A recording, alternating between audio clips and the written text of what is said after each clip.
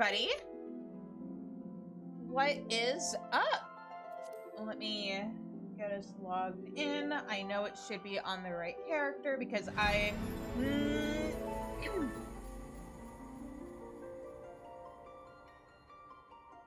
Did I at least? No, I didn't. Hang on. I've got my shit together. I swear.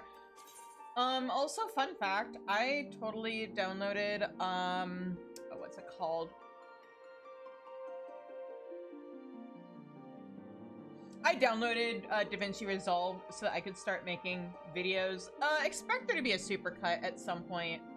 All the times I have sworn I am a professional, and also like every single scuffed beginning of a stream.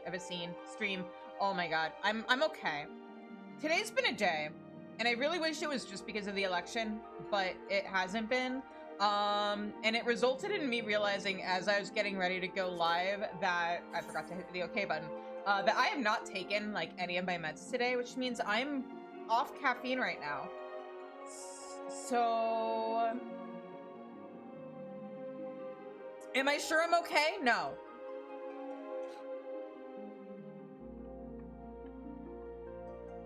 The world is on the verge of ending on so many levels right now, and all I can do right now is make sure that the bubblegum and dreams that's keeping this stream and this channel together are doing their job. A part of me had been like, oh shit, today's election day. Maybe I shouldn't stream because I'll be too stressed out over like the results and stuff. And then I realized, you know, we probably aren't gonna find out the results of the election tonight unless like it's happened before, but like unless polls are like way off and it's like a runaway victory for somebody, which it doesn't look like it's gonna happen, we're not gonna find out for a while, and I can't exactly just not stream until we know who's won the election. So yeah, hope everybody voted.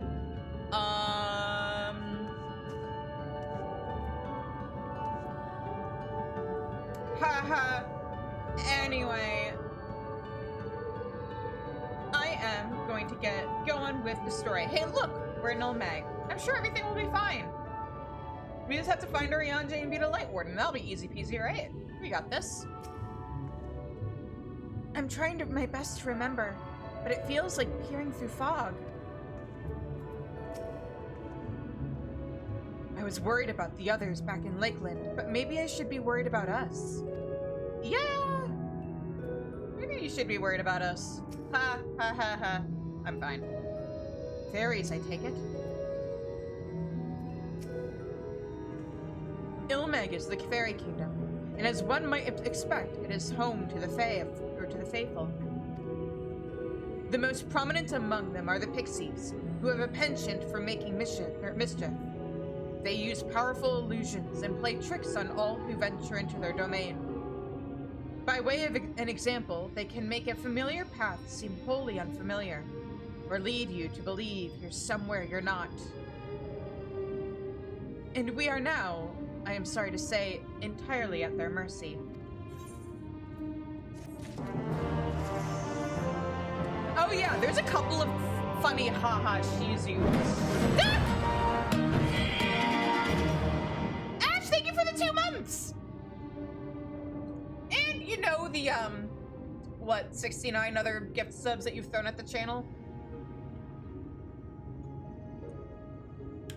You've gifted yourself a 2nd month of sub. I think that's just called subbing. I could make a dirty joke out of that, but we're not this kind of channel, right? Oh, is everybody still just saying the same shit? Yep. Okay, well. Thancred is trying to think his way out of the present predicament. I mean, okay, let's put it this way. I am not a lewd tuber. I just have a very dirty mind and will make dirty jokes. And also, I do write romance. And, maybe... Let's just say I'm counting down the days until certain members of the community hit 18, so I can be like, hey, this is an 18+ community without alienating certain people. Or being having people be like, hey, why do you have 17-year-olds in your 18+ community? It's like, because they were here before I made it 18+. Their grandfather didn't. I'm sorry.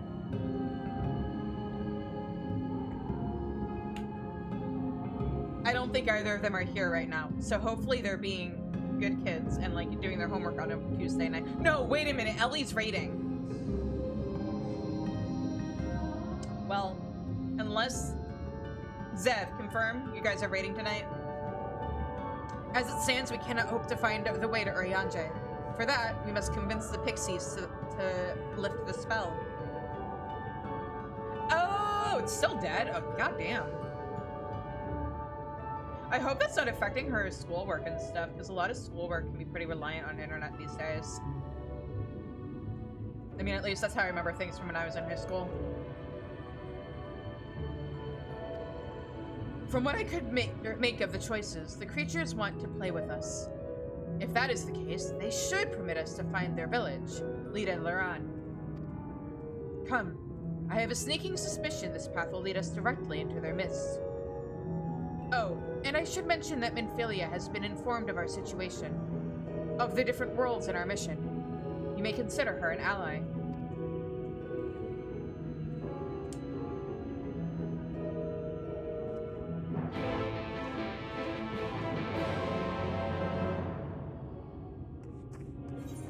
So, hey, do you guys want to hear the story of how Shizu was a dumb when she first did this part of MSQ back during early access?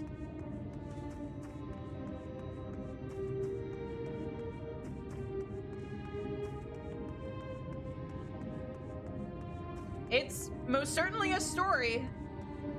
Story time. Yeah, okay. So first story time. We're getting pretty close to a bunch of side quests popping up, and I did not realize that this particular fog, or I forgot that this fog was being caused by the pixies. I thought it was just what the light effect looked like here.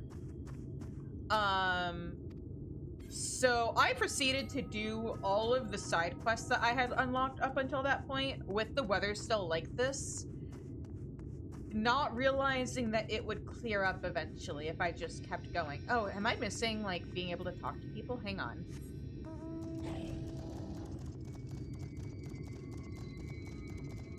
There's a distinct possibility. Well, wait, let me check something. You guys are about to see me turn off my reshade settings, so hang on.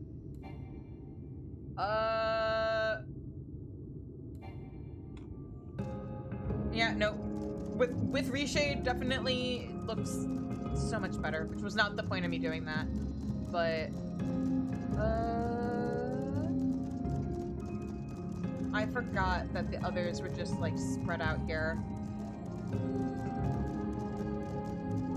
No, Il Mheg is absolutely pretty. It's one of my favorite stones from Shadowbringers. It's just, boy oh boy, this fog. Hey, whatever could this be? I'm sure it's nothing.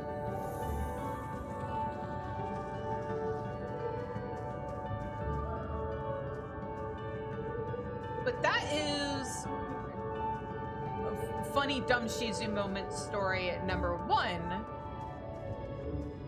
Oh, here's Alphino. The sense of disorientation is quite overwhelming. I cannot take a dozen steps without forgetting whence we came. Maybe it's because you strayed off the path?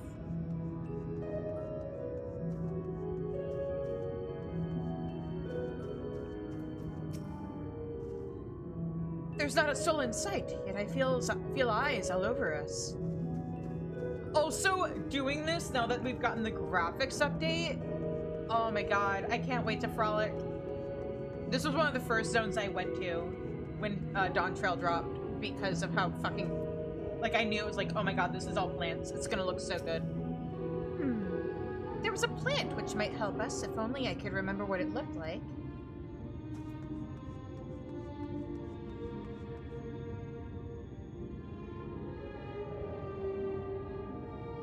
You don't work Monday? that's exciting. Is it a day off, or do you not work Mondays anymore because of, like, your promotion or whatever? Well, here we are. Yet the pixies are nowhere to be seen. Knowing them, their games have already begun. In which case, day off? Nice. Shizune. There is a variety of plant native to these parts with a distinctive frilled tip. Looking grass is its name, so called because it can be used to spy pixies, believe it or not. I'll explain how I know all of this later, but first, I need you to help me find some.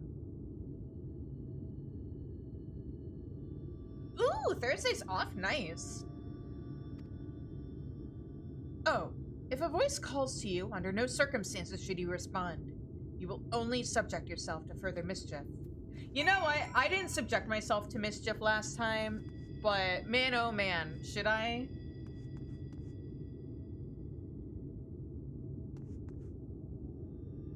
Should I subject myself to the mischief?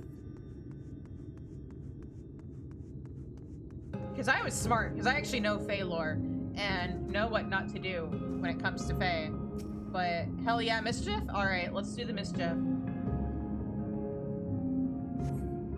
You search the scrub, but find nothing resembling looking grass. Suddenly, a voice rings out. What is that you seek, child?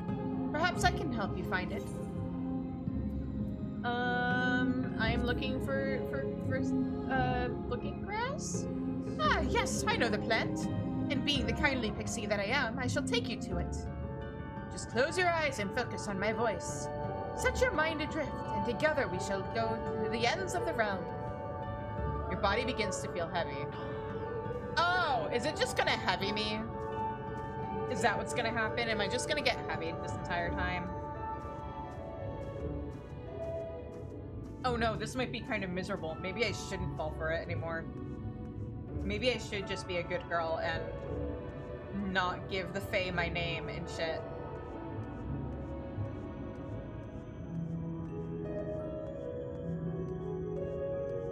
But I'm so curious to find out. Is this gonna slow me again, or is it gonna do something different? You know what? This character is very much a fuck around and find out character, so let's fuck around and find out. You search the scrub, but find nothing resembling looking grass. Suddenly, a voice rings out. A what thing? A fuck around and find out kind of person. Hee hee hee! Greetings, mortal! What is your name? No! I promised. I said a thing. The people have spoken. I must listen.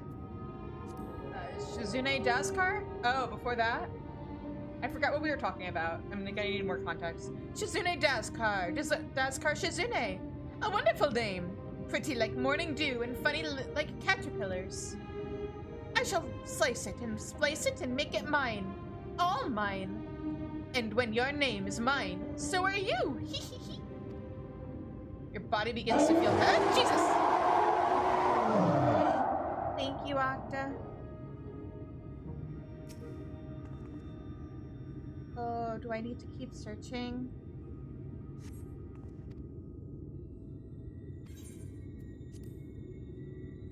Oh, you don't have a name? How very, very sad.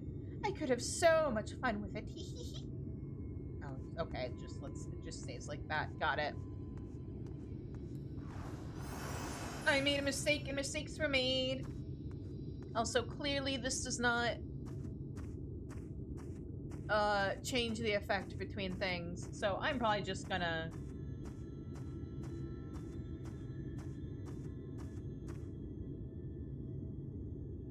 Yeah, if only I could just make a pixie friend who could be called out to assist in this situation. If only. That sure would be nice, huh?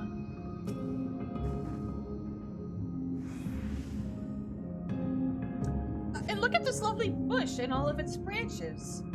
Huh. Searching the blah blah blah. Oh, a visitor! Where are you from, pray tell? Nope. Perhaps one's hard of hearing. Ahem! What brings you here? Ugh! Stone deaf! How boring! Yeah, I hope it doesn't become a trend, especially outside of this expansion. It sure would be awkward if we went like multiple expansions without them ever showing up again. Still, picking plants at our village is as good as indulging in our hospitality. And who are we to turn you away? Hee. Stay a while. Stay forever. Your body begins to...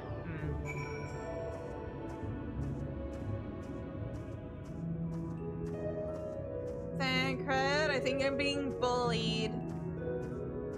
And for once it's not from my chat or mods, who are the voices that exist in my head, I guess. I take it you met with some trouble. Apologies for subjecting you to that. Can I assume from your presence that you managed to find us some looking grass? Yep. Possessed of a furrowed tip, this peculiar plant can apparently be used to see hidden pixies.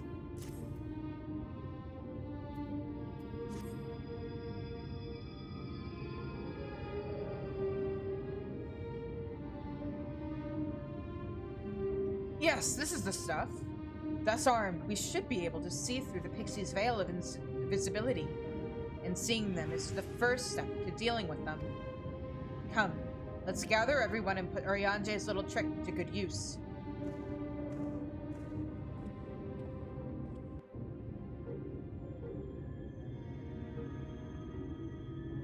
How come you get to use it?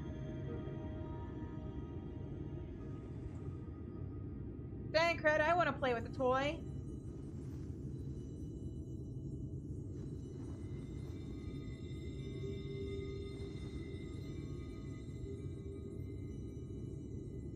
Farasitha, Krakleth.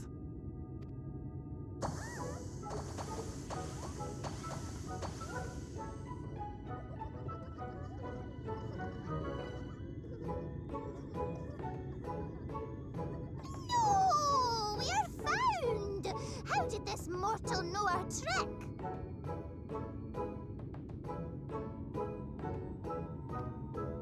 Wait, I recognize their souls. These two have been here before. Look, twins! How adorable! Aww! Play with us! We have neither the time nor inclination to play. We have come to see Urianger. Oh yes, Urianger, the peculiar one. In return for a place in Il Mheg, he agreed to a riddle contest with us for 7 days and 7 nights without any sleep.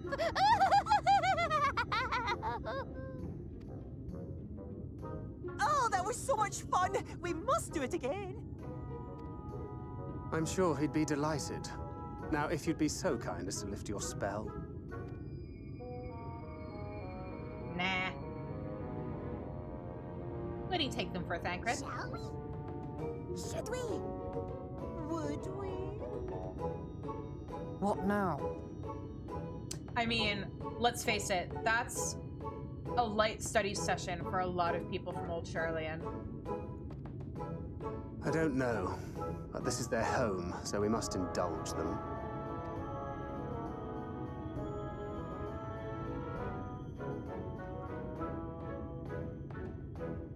Right, we've made up our minds. We will lift our spell on one condition, that you first lend us a helping hand. Or 2, or 3. Archon Outloaf is a hell of a something. Let's just say that. Once you've helped solve all of our troubles, we'll let you see Urianger. Pixie's honor.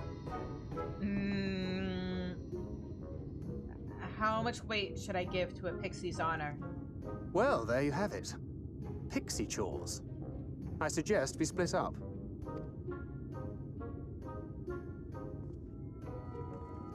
I mean, I'm sure if you outprank them, they respect you enough that they don't do anything, which is, oh. Right, that's a side quest thing, isn't it? Let's just say Urianger did a stinky little thing with these guys. Okay, hang on. This is 390, 370. 360, 400. But I'm not actually gonna be healing. I'm probably also gonna get dungeon gear for that, so I guess I will use this on Scholar. I just want to make sure I can make the role quests easy.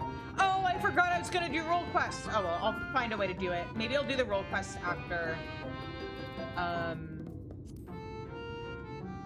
What am I looking for? I'm looking for a coffer. I'm looking for that coffer.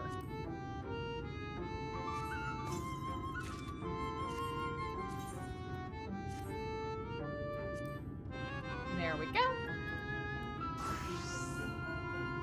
Okay. Now, before we do MSQ, I can demonstrate why or what my like special little story. Are they there?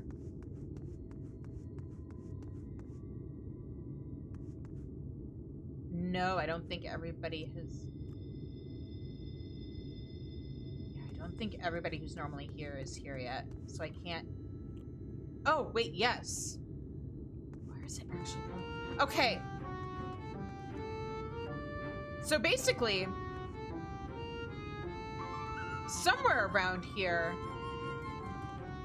is a pixie eating an apple. Except, oh, it's them, maybe. There's a pixie somewhere that is eating an apple, and so you can hear like the crunching sound, but every time I heard it, I had my back turned to this leaf man, so I was convinced that it was the leaf man making eating noises and that it was based off of like you having your back turned. Which would have been incredibly, let's call it Fae-core. Like it would have been so in line, it's terrifying. Because Fae are terrifying, but no, it was just me looking in the wrong place every time I heard the noise. Let's unlock that. Thank you very much. All right, now we are going to do, I guess I have to go this way first. We're gonna do side quests first. Because they told us that we have to do, tasks to prove ourselves. So we're gonna do tasks to prove ourselves.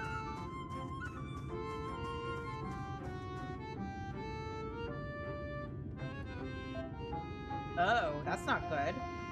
Oh, you know what it might be? Hang on. The stream might get a little weird for a minute, but hopefully this will fix it. If the stream drops, I'm sorry.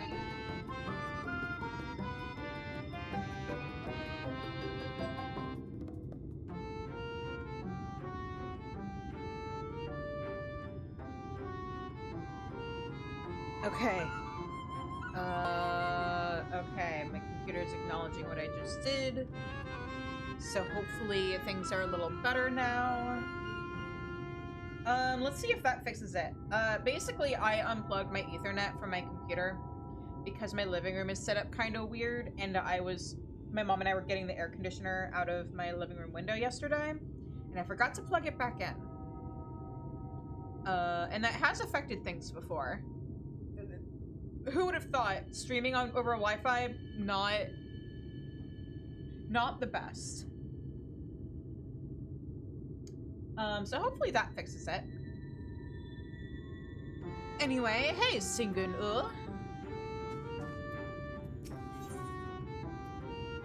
Oh, you're looking for fun, are you? Mortals in our village, how exciting! Tell me, what is your name? I'm not gonna tell you that. Did I really just tell the pixie my name? Shazina Daskar, a lovely name. But our names are lovely too.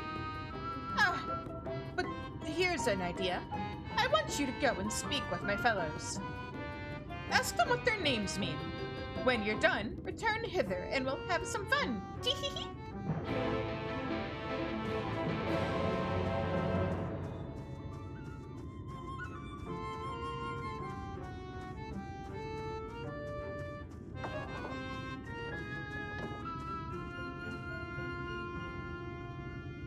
so weird being here and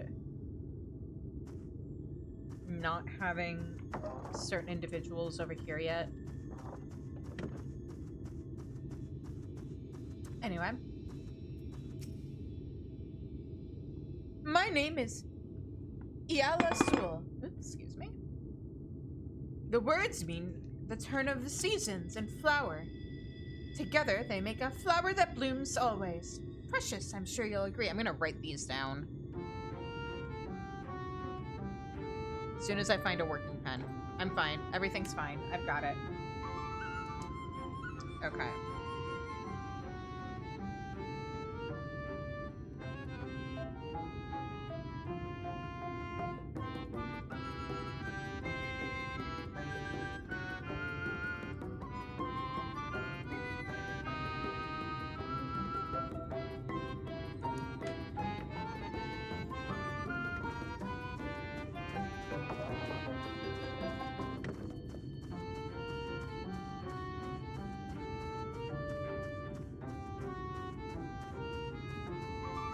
Eine Queen.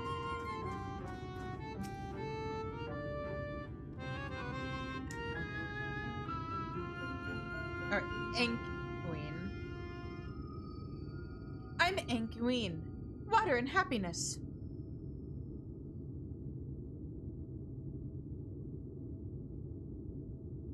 Yep. And I'm very happy now. Why?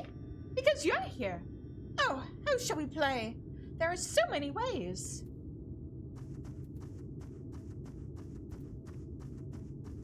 I will come back for you. I will come back for you. Where's the last one?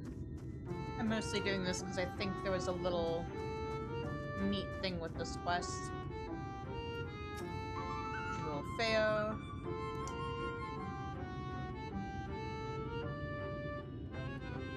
You wish to know the meaning of my name? Well, Jewel is you. And Feo is treasure. Together it means a treasure beneath the you. Beautiful, is it, even if I do say so myself? So Feo ul means treasure something, right? We're probably about to find out what ul means.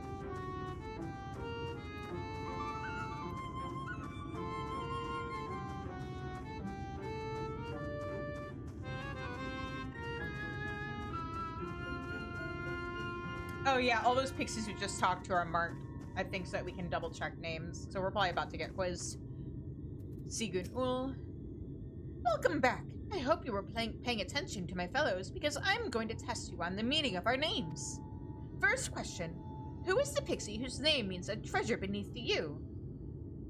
That is Jewel Feo. I see. Right. Second question. The pixie whose name means a flower that blooms always. Where were they playing? Oh, by the meadow? Huzzah! You got both answers correct.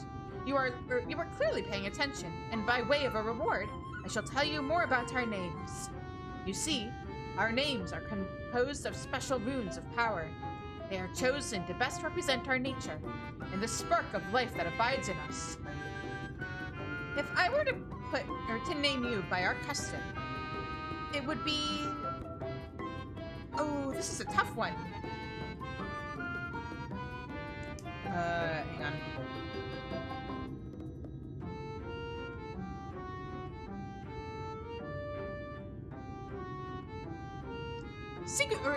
Siguntier, perhaps, or Ultier.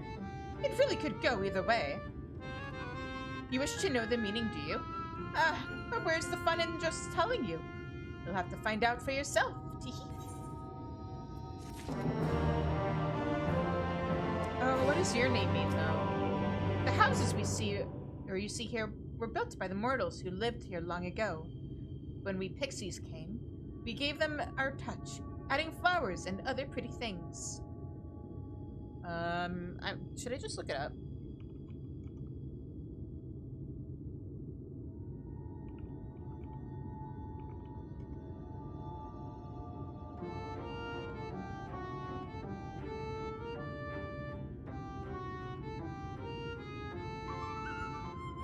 Okay, so Seeger means dark and Tyr means warrior.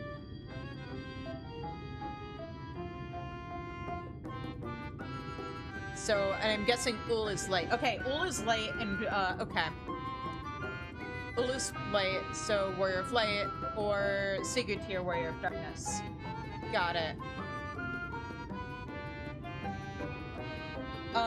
That also means that Beowulf would be, what, treasure of light? Oh, because there are treasure. That's cute. I like that.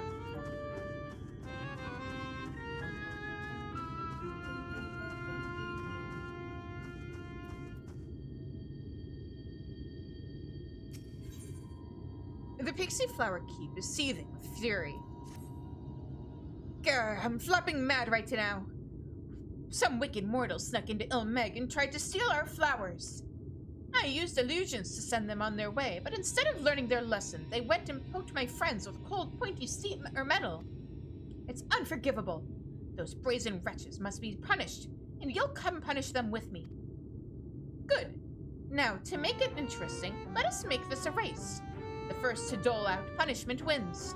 The villains fled to the southwest. Let's go and get them.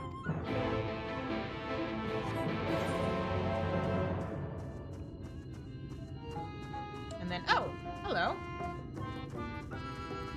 Oh no, I've been doing these on Bard. Shit. I mean, it's kind of fine. I've been doing front lines. No, can I not climb up there? Am I gonna have to wait until I unlock flight? It looks like it. Alright. Cool, cool, cool, cool, cool. Very cool. Mortal, mortal! I have need of two Samid legs. Will you not hunt the creatures for me? I'm too small and weak to do so myself, but it's bound to be easy for a big, strong mortal such as you. What if I say no? But there's no one else I can turn to. Please, I beg you, bring me a pair of Samid legs. Okay, we're just gonna end up in a full loop if I keep hitting this. Thank you ever so much. Now, you'll find the Samids to the southwest of here. If you go, or off you go, and happy hunting.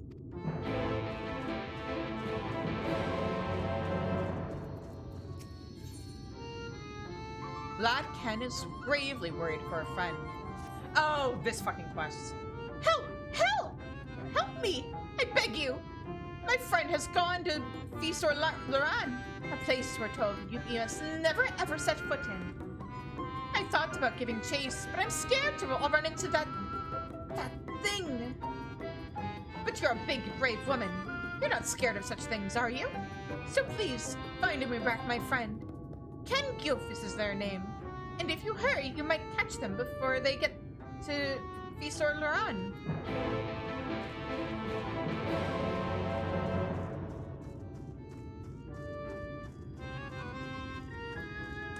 Okay.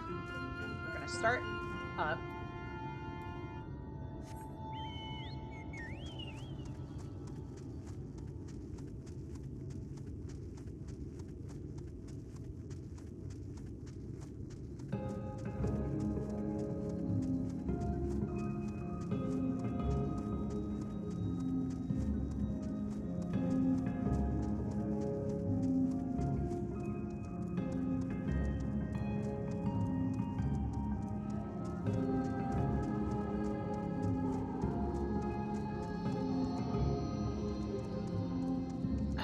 These things, right?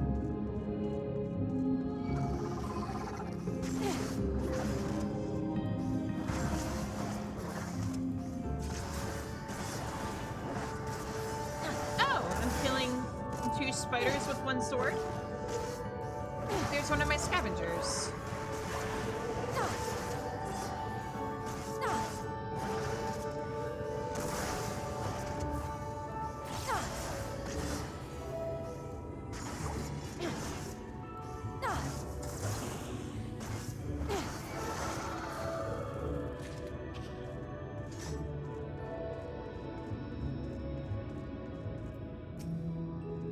Who are you? The bloody pixie's minion?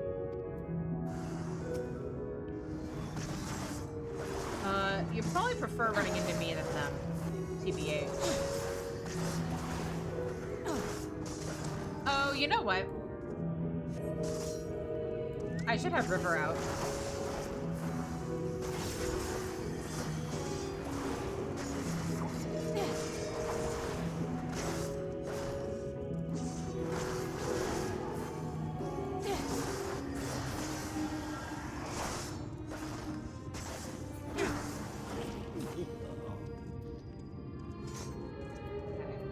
One. Whoop, that's not what I want.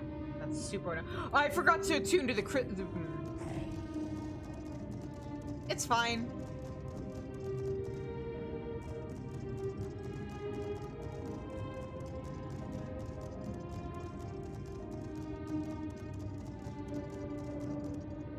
Once again, your noble quest. What noble quest? What were you doing?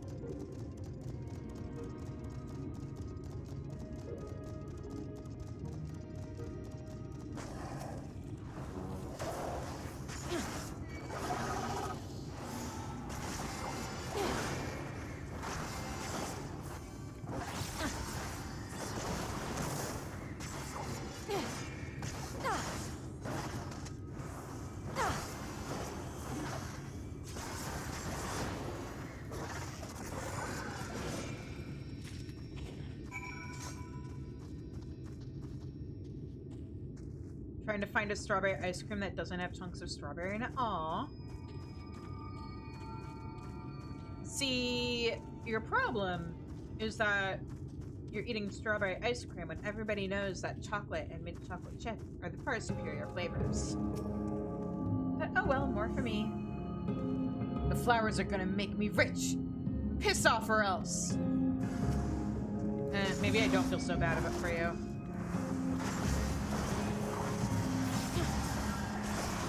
I don't know what you're expecting from somebody who rebranded her coffee as a cocoa, because she doesn't like coffee.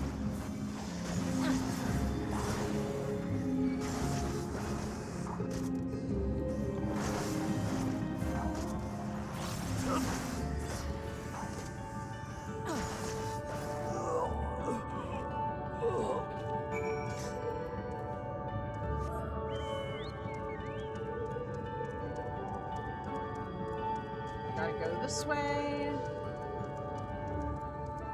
I like sweet. I like chocolate. It's less about the coffee and more about the chocolate.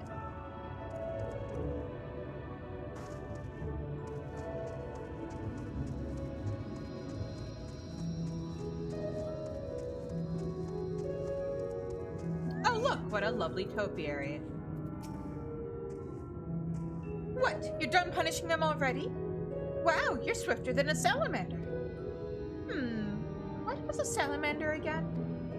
At any rate, justice has been served, and I doubt those immortals will try anything again. Come, let us return to Lira Loran.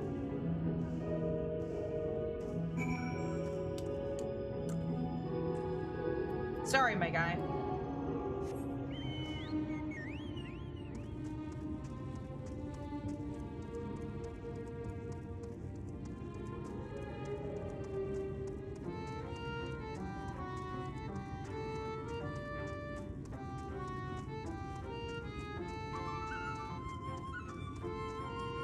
Oh, I forgot to talk to these two. Hello. I was asked to retrieve a garland from a tree branch. The wind blew it there, the pixie claimed. Questionable premise aside, the dragoon's jump would have been useful for this task. So, I'm supposed to bring them a plank of wood. That has no wood grain. Ha ha ha!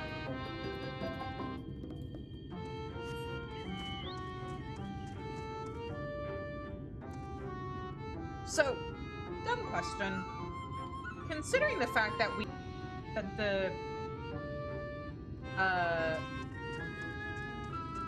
the Leaf Men are people, or were people, is this a child or a Lalafell?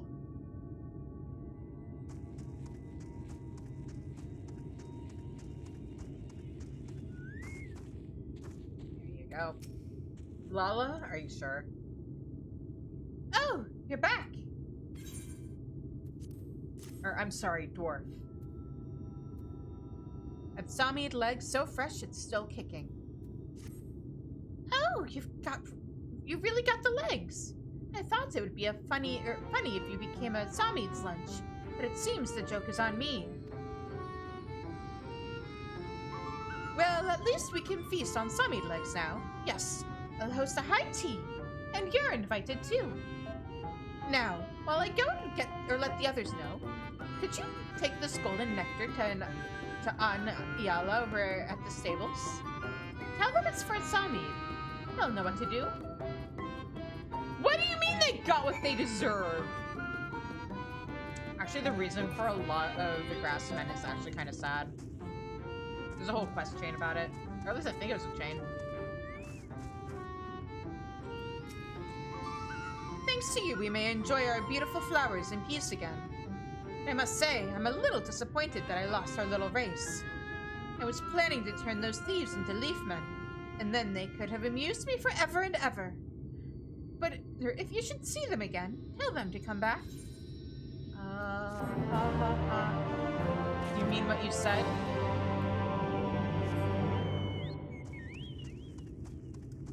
We here at twitch.tv/shizuchis do not condone the opinions of anything said in chat.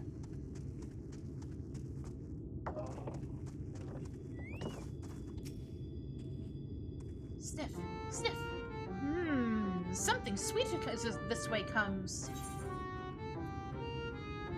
True to its name, this nectar has a rich golden hue and gives off a seductively sweet scent. Ah, golden nectar! And it's for Samid, you say? Yes, I know precisely what to do.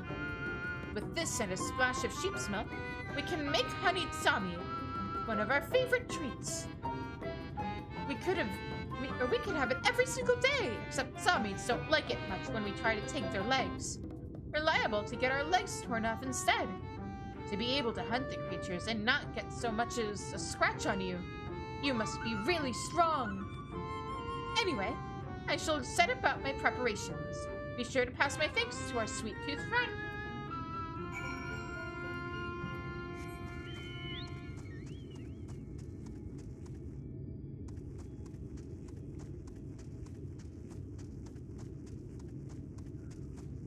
Let's see here. Here we go. Can you?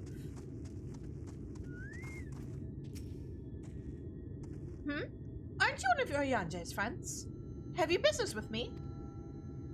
I was told to get you before you went someplace dangerous. Lad Ken is worried. Well, that's all well and good, but when someone tells me not to do something, it only makes me want to do it more. Tee-hee-hee! No one can stop me! Heedless of your warning, Ken Gyuf continues on in the direction of Fisor and Loran. If you find them again, perhaps you can still convince them to turn back. Oh, right. This quest chain is low-key horror. Maybe more than low-key. We never really get an explanation about it either.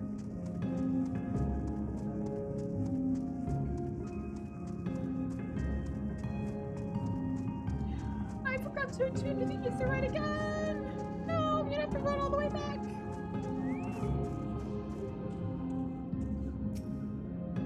With the chat and say, use your keyboard or the software keyboard to enter Ken Gyuf and to call out or to the Willful Pixie.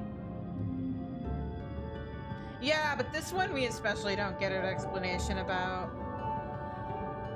Oh, I'm on caps lock. Hang on. There we go.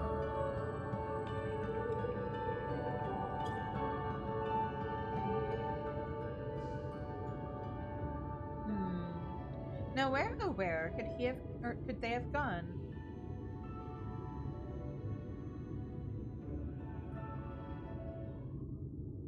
Squeal, squeal! Huh? What was that? Ooh, flowers? That's what you're getting from this?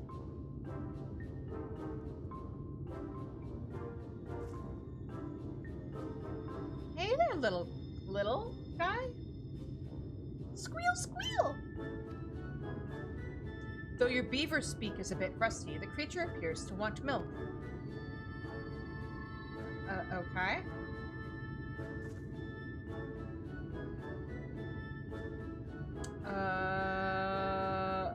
What? However, you see no signs of Ken Gyuf. You resign yourself to bearing the bad news back to Lad Ken. Winnable? Hi, Miko. Yeah, I don't know if winnable is the right word for this. Squeal, squeal. Creature appears to want milk. However, you see no signs of Ken Gyuf. You resign yourself to bearing bad news back to Lad Ken.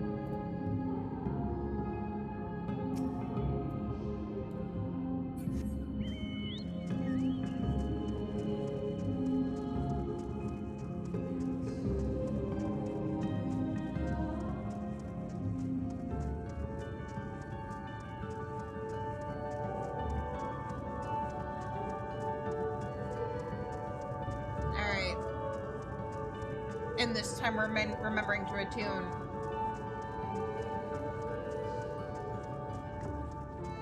As a matter of fact,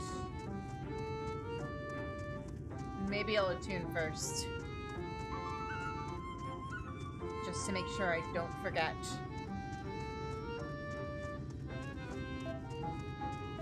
Let me through. There we go. No, yes, no.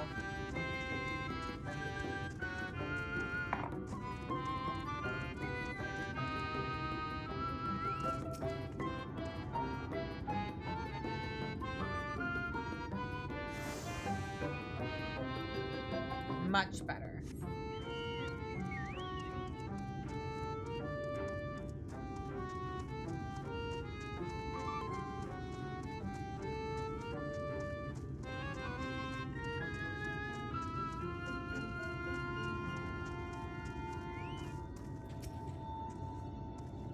Delivered the nectar, did you? My thanks, mortal. And my apologies. I know I invited you to high tea, but I'm worried how Fail might react. Don't feed the mortal. It'll give her an upset tummy. I can already imagine them complaining. And I was so looking forward to showing you the joys of Samid legs. Not only are they delicious, they wriggle inside your mouth. Double the delight. But it's unwise to anger the Mad Bloom. It is known. So, instead of high tea, please accept this by way of gratitude.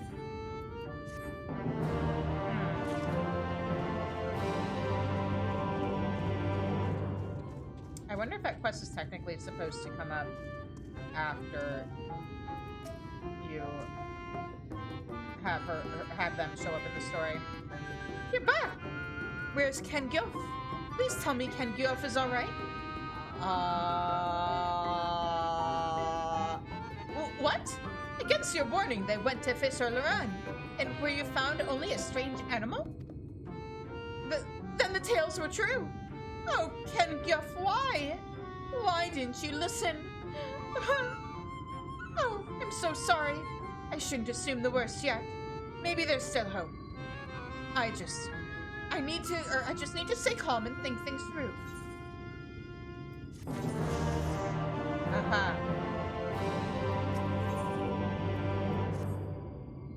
That thing! You saw it with your own eyes, yes? What did it look like? Like a beaver? Then the tales were indeed true. It was the giant beaver of legend. Those pixies who encounter it vanish, never again to be seen. That's why we are strictly warned against going to Fairies. Yet though we know to fear the beaver, we know little and less about it. Whence did it come from, and to what end does it make us disappear? The creature is shrouded in mystery. What could possibly be its desire? I think it's turning you guys into the beavers. It wants milk, you say? That must be the tribute it demands, else more pig's terrible end. Mortal, as someone who not only understands the beaver, but survived an encounter with it besides, I would ask another favor of you. Go out in the pastures, you'll find a shepherd named Urianger. I want you to go and ask them for milk, and make an offering of it to the beaver. Hopefully this will suffice to appease its hunger for pixies.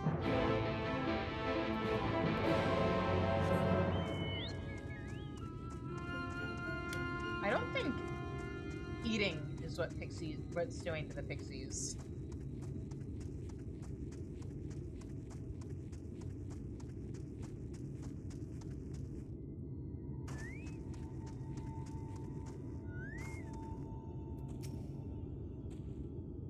Well now, what does a mortal want with me?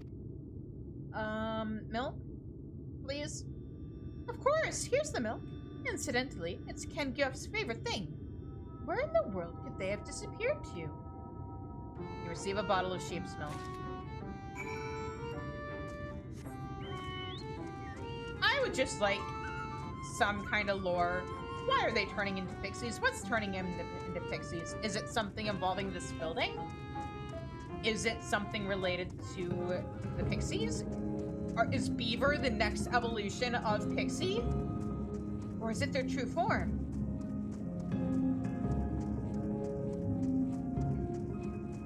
I just want answers.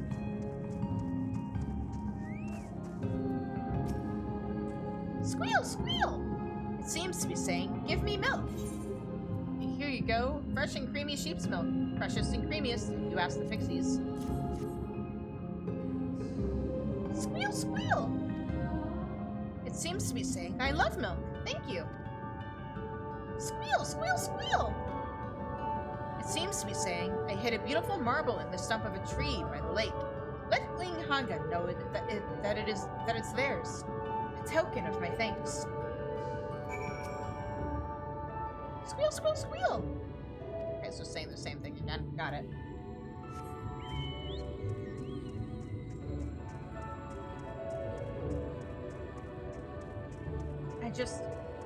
These quests, man.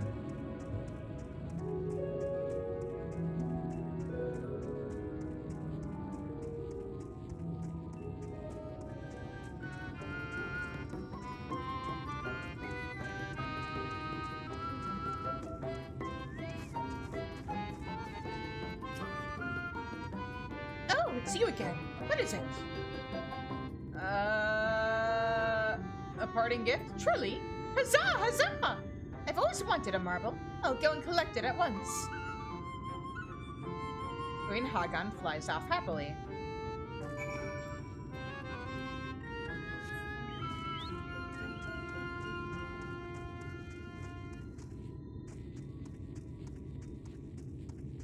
Yeah, I think the beaver's your friend. Friendo.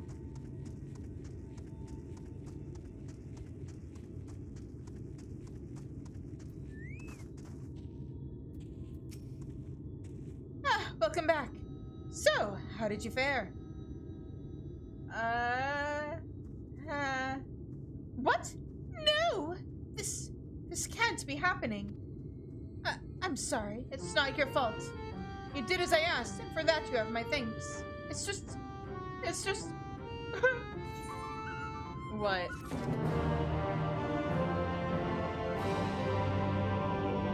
Do you know about this marble? No, this is not the time for tears. If we hurry, we might still prevent the unthinkable from coming to pass. You see, the marble. It was Ken Guff's treasure, and Urianger had always wanted one like it. Now, Urianger went to collect the marble near the lake, yes? I'll give chase and try to find it. Meanwhile, I need you to return to Fisher Laran and see if there's any change with the beaver. Afterwards, let us meet at the stables yonder.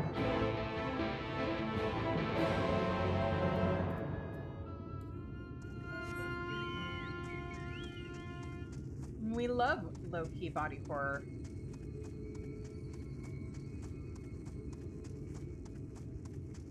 That reminds me. What? Nope. Oh! I should be using this more often, though.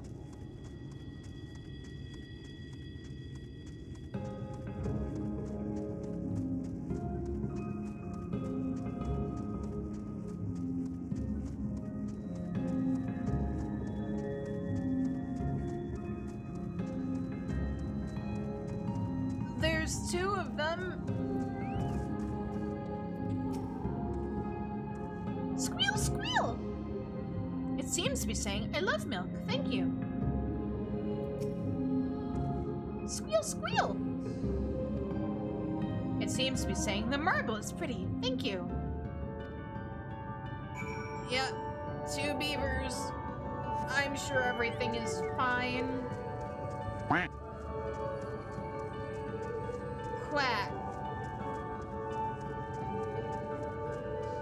Everything is totally normal and fine, and nothing bad is gonna happen to these pixies. A part of me does wonder, what if this is just a prank?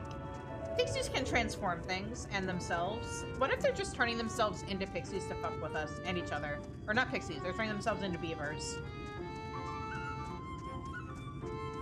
And it's just an elaborate prank and nobody remembered to like actually tell us that. Oh, you're inside. Okay.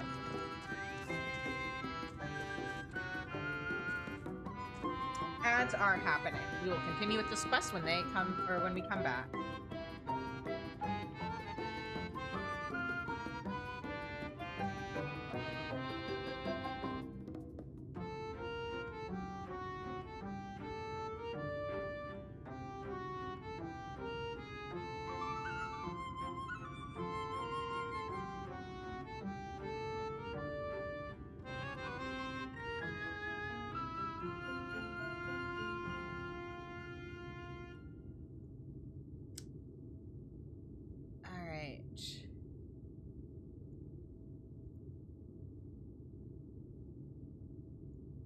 I'm just checking some things. I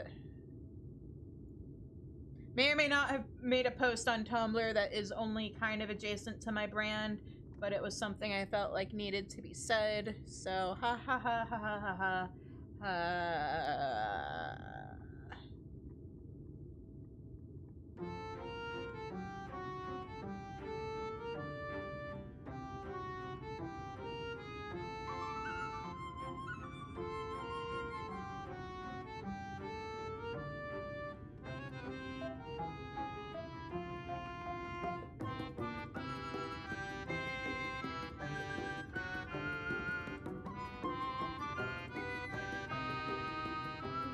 Anyway. Oh, right. I remember the other thing I wanted to check.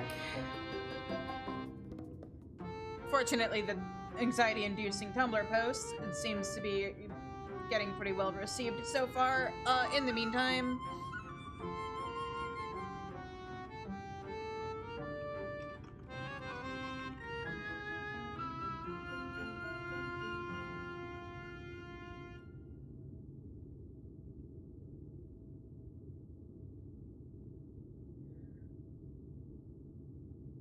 I will watch that later. Probably shouldn't be using ad breaks. Oh, I just talked to the NPC by accident. I'm so sorry. But I probably shouldn't be looking up election results during my ad breaks. Guys, quick, distract me.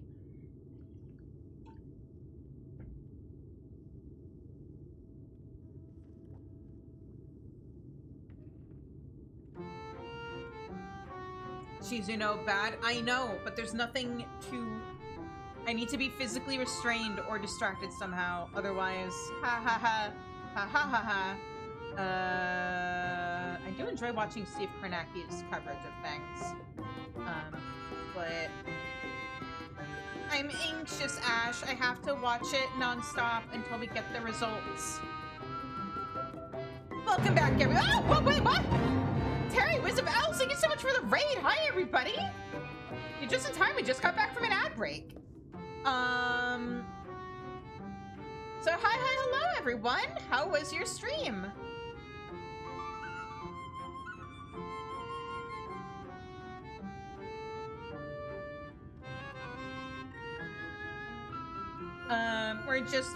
We've reached the Il Mheg quests. We're just doing some side quests before we continue with MSQ. During the ad, I misclicked and accidentally started talking to this NPC too early. But no, you literally raided right as the ad break ended. That was incredible timing on your part. So yeah, I am going to keep going. Try as I might, I couldn't find Urianger. What of the beaver? There's 2 of them now. What? Urianger too? It's my fault. It's all my fault. No, it's the beaver that's to blame. It's all that accursed creature's doing. I'm going to teach it a lesson it'll never forget. Yeah, I'm sure that'll go well. Lord Ken flies off in the direction of Professor Luran. You can't help but have a bad feeling about this. You don't say. With the chat mode and say, use your keyboard or software command or keyboard to enter Lord Ken to call out to the enraged pixie. Here? Oh, probably not here.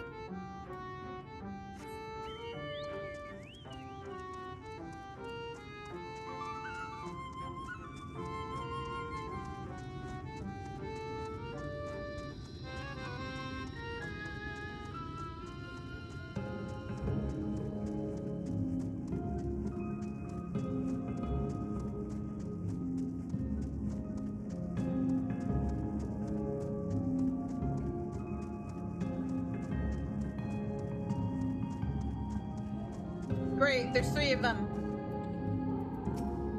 Oh, no, let me talk to you. Squeal, squeal! It seems to be saying I love milk, thank you. Squeal, squeal! It seems to be saying the marble is pretty, thank you. Squeal, squeal, squeal!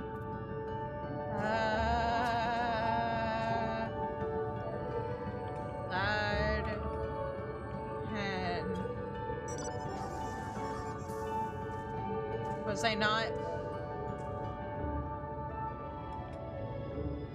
Oh, whoops, I spelled it wrong. Spelled with 1 D, Ken with 2 N's. Squeal, squeal, squeal!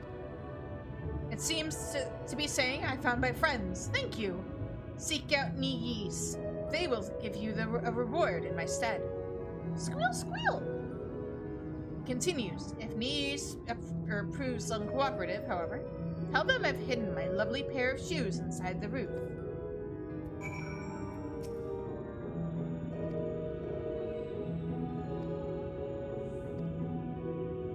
Saying the same thing again. Alright, I'm sure that's not a problem. You know, we had some runaway pixies. They, turned into beavers. Am I being pranked? Are they being pranked? Is Nies being pranked? I don't know. By the way, everybody, usual plug, if you want ad-free experience, you should totally hit that subscribe button. We are officially at 100 subscribers, so I will be cosplaying as the Corn Servant at Anime Central next year. The cosplay is expensive, so the more subs I can get, the better, to help me pay for that and also stuff for the channel. In the meantime, also, if I hit at least 25 ungifted subs, I will do the Nier raids on Black Mage when we get to them. And reminder, we do those, mine, 15 people. It'll be great. You want to play, do you? Is that so? Well, it's got naught to do with me. I don't owe you anything. If you want a reward, you must play with me first. It's only fair. Let's see, now. Yes, a couple years ought to do it. I don't have a couple years. Truly? Oh, those shoes are the loveliest. When Lad Ken flaunted them, it made me so jealous. Ah, to think that they'll be mine now. Here's a little something by way of thanks. With that, I'm off to collect my shoes. Teehee?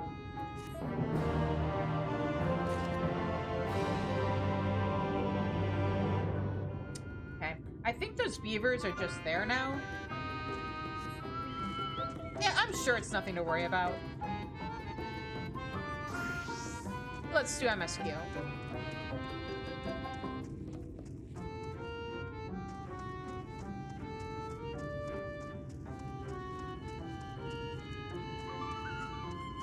Islala, or Ila.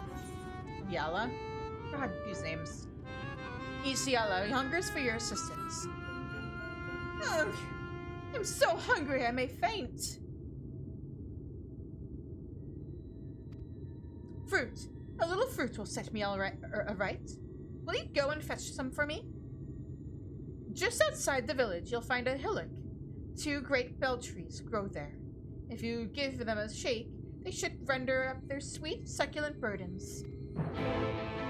Yeah, this area is fantastic. I love Fae. I don't mean Disney-fied Tinkerbell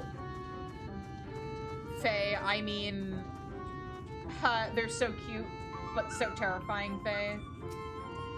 So, for so long as we are in their realm, we must expect to be subjected to the Fairies' mischief. Indeed, Minifilia and I have experienced more than our fair share of it. From the harmless to the downright murderous, we've seen it all. Reasons notwithstanding, to live here for as long as Urianger has requires no small amount of forbearance. In that regard, he is a better man than I. Where is Minifilia?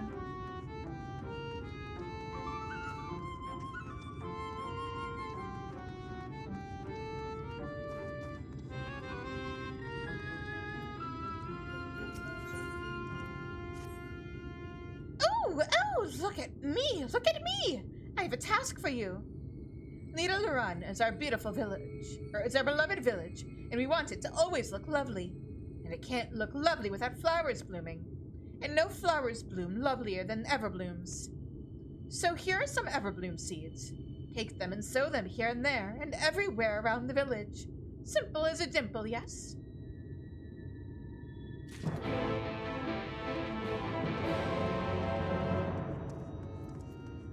Like, I have a D&D character I want to play someday. And she is my designated goth Lolita character. There's the apple eater! Okay, so what happened is, during early access, this fucking pixie would only bite into its apple when I was looking away. So I'd be minding my own business. And then... Are you gonna do it? Are you gonna make your creepy little sounds? I'd hear it eating the apple, basically. And I turn around. And I guess I didn't notice the pixie? Somehow? And so I thought it was this thing.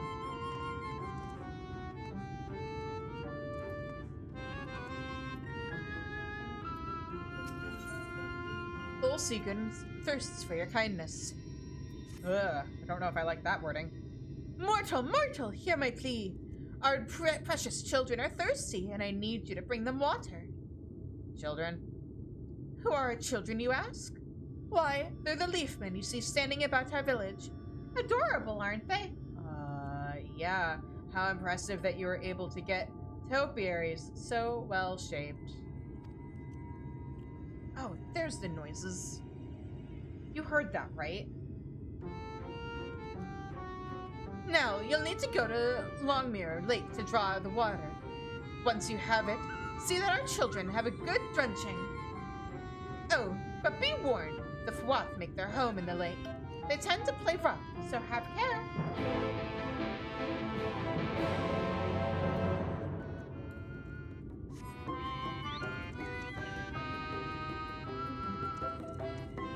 Oh, there she is. If the pixies offer to take you somewhere, take them up on it at your peril. That's the very first thing Urianger taught me. Uh-huh, got it. So... everything's cool, right?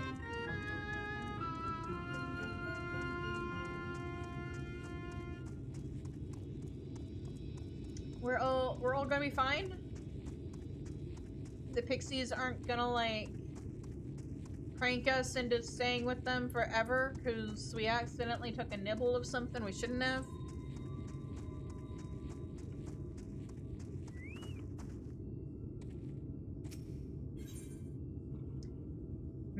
So, my emote artist does in fact have a your character here thing, or like an option in their your character here menu, the this is fine emote. I guess I'm adding that to the list for the next time I, here we go, commission them. Helping us grow flowers, are you? They'll make this house look so much lovelier. There used to be a city of mortals here.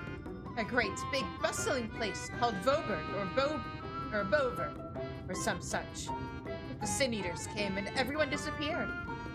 Since then, we pixies have been living here, and we have given the old houses our touch. Lovely, don't you think? I'm commissioning Buppy. I haven't been super public about it, but they are an artist named Buppy. They are on Twitter and they're on Blue Sky.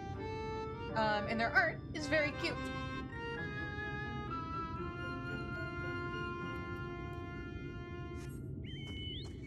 They're a chibi and emote artist, and I really like the look of their stuff, and it was a reasonable price, because like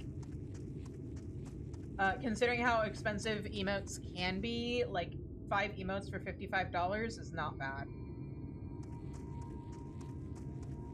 And they had really good reviews on top of it, so, and they're an absolute sweetheart to work with. Let me double check. It's B-U-P-P-I-E, or no, B-U-P-P-I.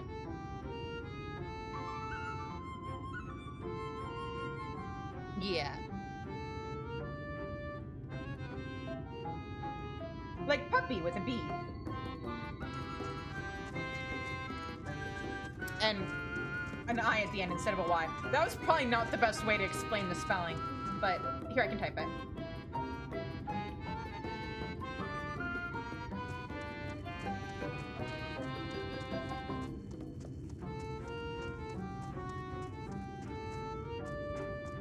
Here we go.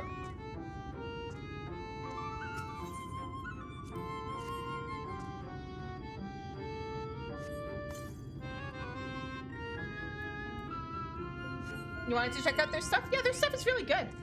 God, I'm so excited to get my emotes from them.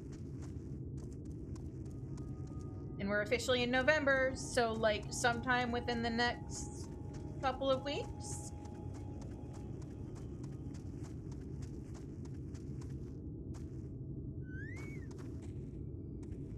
I found them through VGen. Let's see here.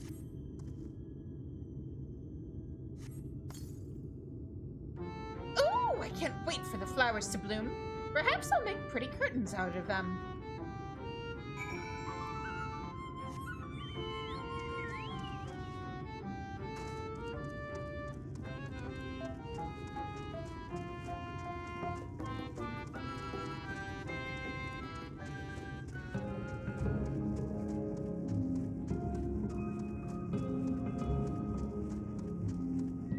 Bell tree. Shake, shake.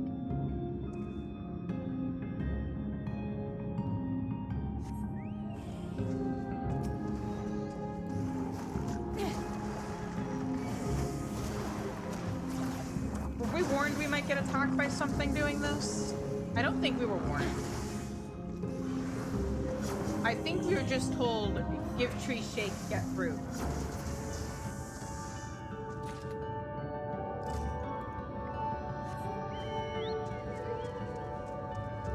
I feel like we were, at best, not fully informed on the task at hand, and at worst, straight up misinformed, misled, bamboozled, tricked.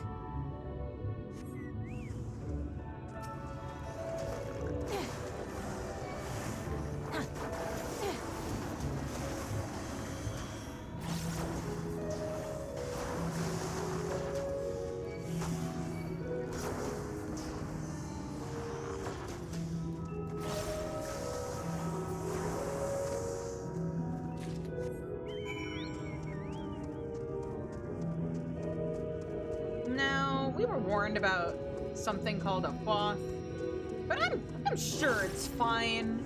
How bad can a floth be?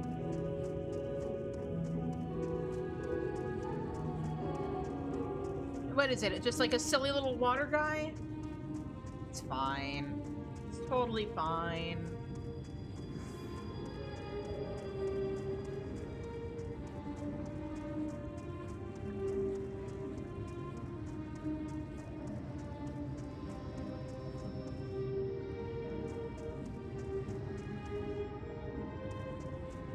Check something.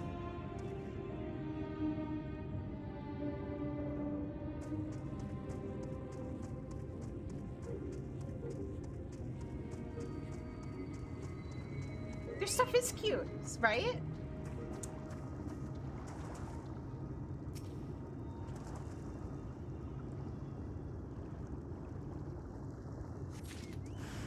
Ah!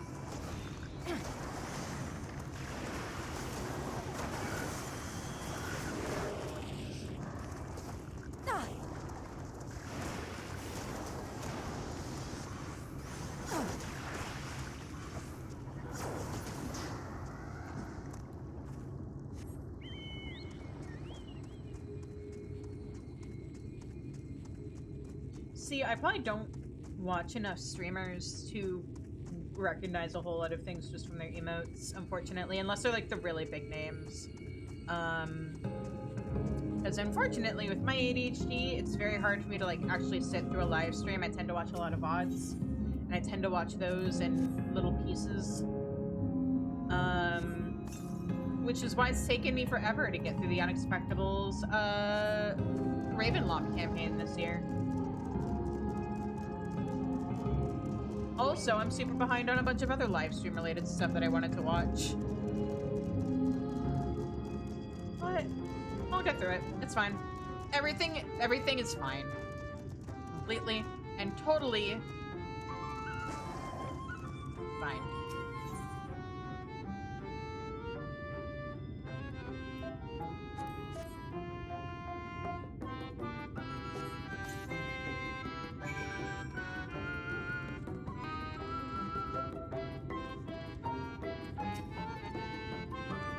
You've given the water to our children. Thank you ever so much. They're all very dear to us. They wandered into Il Mheg as stray mortals, but we grew attached to them and decided to take them in.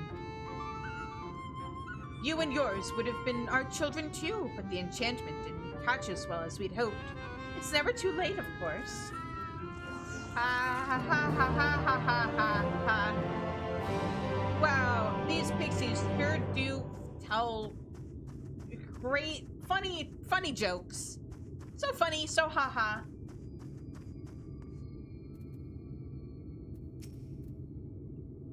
You're done sowing the seeds. Thank you. This shall help Lita Laran live up to its name, which means flower house, in case you weren't aware. We weren't always here, you know. We used to live deep in a lush forest. It was beautiful beyond compare, but almost all of it was swallowed up by the light. For a while we roamed, but eventually we found a place that men had abandoned.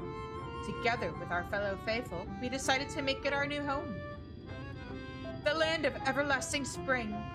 This is our home, and it could be yours too. Forever and ever and ever.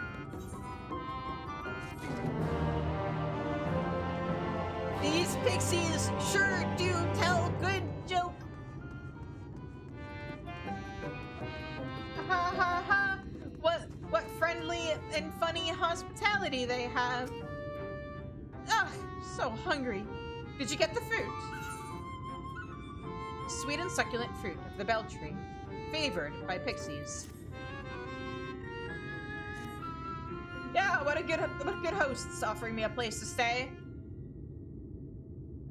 Obviously, when they say that I can stay here forever, they mean I can drop by at any time and I will never overstay my welcome, right? But I can also leave, right? This isn't like the Hotel Lita Laran. You can check out, but you can never leave, right?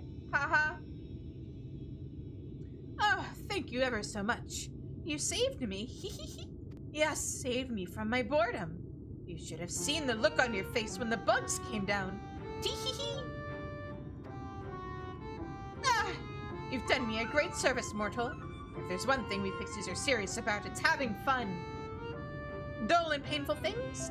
Hate, hate, hate them! Sin Eaters are dull and painful both, so we hate them especially. You mortals try to fight those monstrosities, but there's no fun in that. Best to avoid them altogether, we say.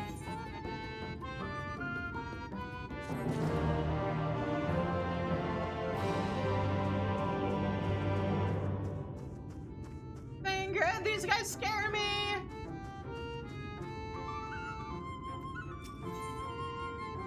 Thancred looks just like you feel. Gee, I wonder how the twins are looking right now.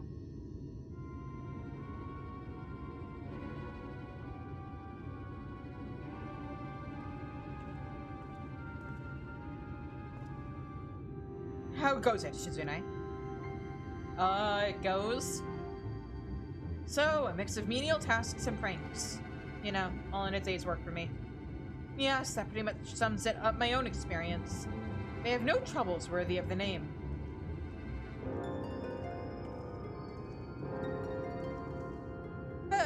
How long are we supposed to keep at this? They're clearly playing with us. Indeed.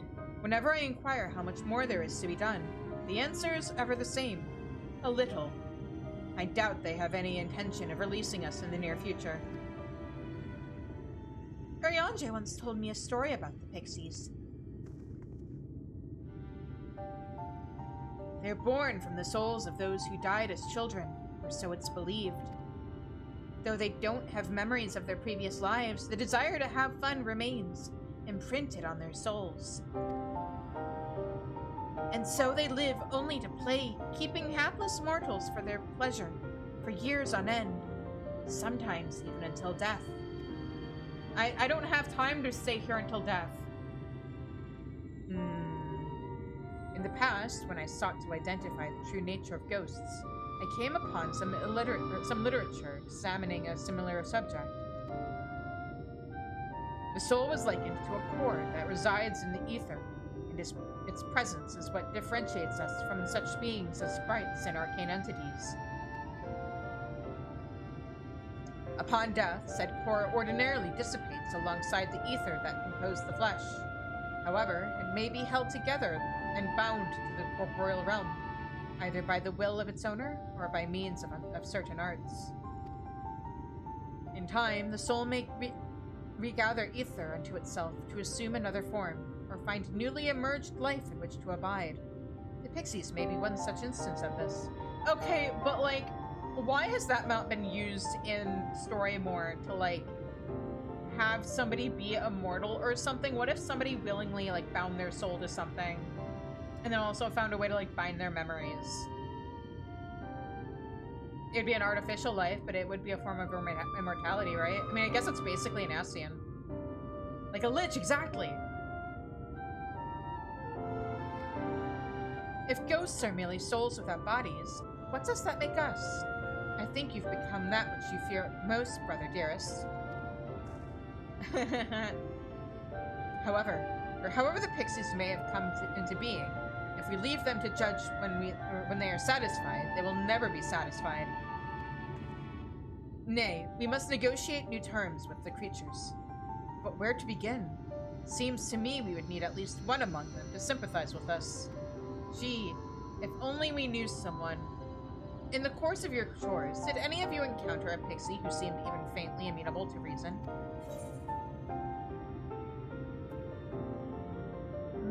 Not during my chores, perhaps, but... What about Faol? What? You knew a pixie from before?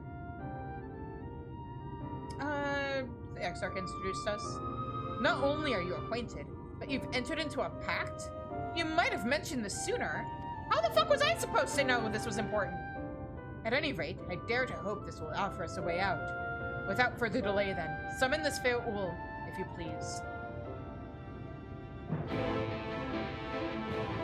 Faol, my beloved. With the chat mode and say, use your keyboard, blah blah blah, Faol, blah blah.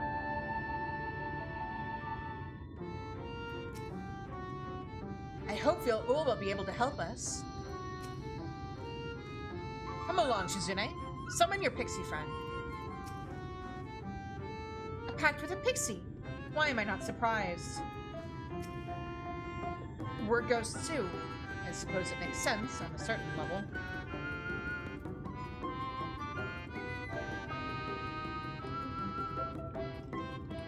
We ready? I'm hitting the button. Did I say it in the wrong place? I said it in the wrong place.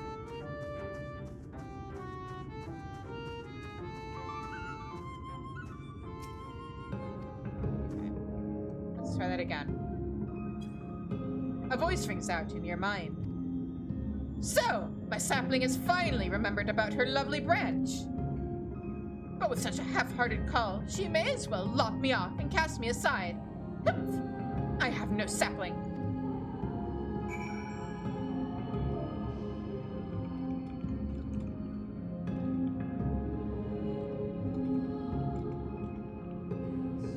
Please, Farewell, I need you. Did I miss something? Oh, I missed punctuation. And spelling. Whoops. Professional editor, by the way.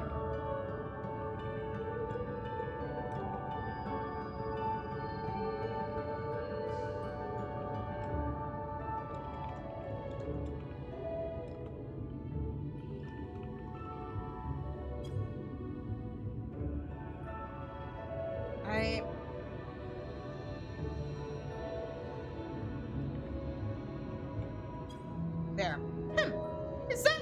Is that your idea of a fervent call? A sobbing log could do it with more fire.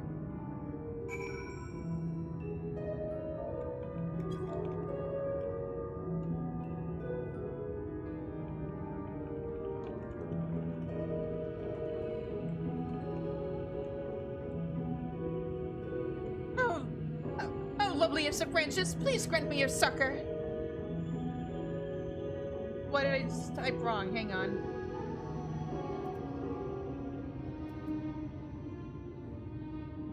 This is why you hire editors, folks. There we go. Please, please, Fail.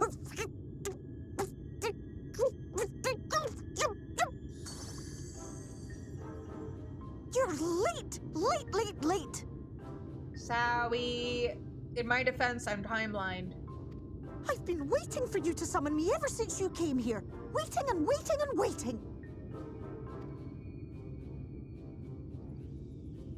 But my sapling didn't so much as utter my name. Such a heartless thing she is. Cold and cruel and heartless! I'm sorry? Another self-important little brat. Just what we need. Reminds me of my childhood.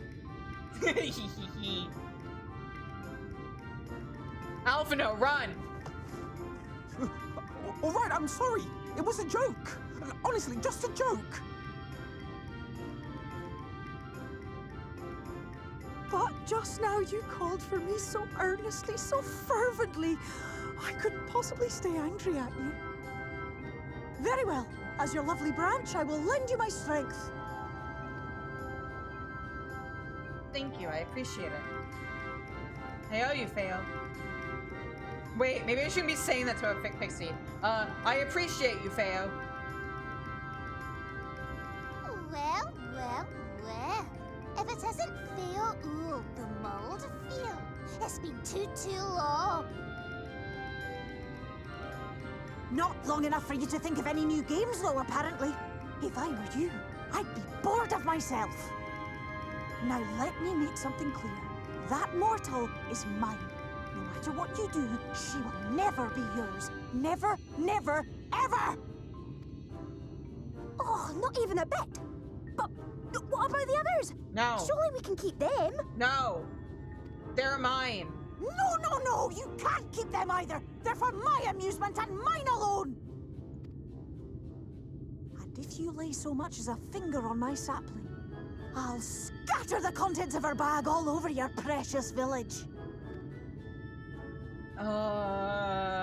Cold, hairy, festering food, stinky, sweaty small clothes, Hey! And all manner of other terrible, unmentionable things. How would you like that? Hmm? The food in my... What do you mean furry, festering food, Fail? What the fuck? I thought we were cool.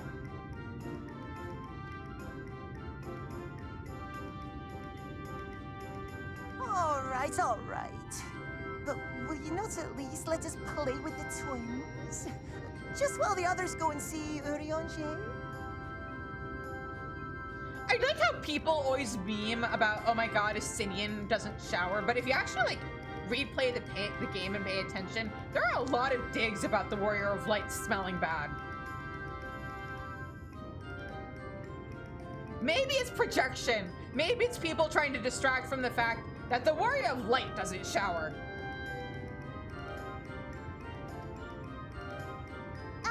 Aye, that's all we ask.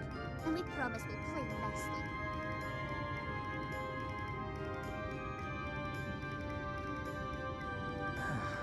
It seems we won't be joining you.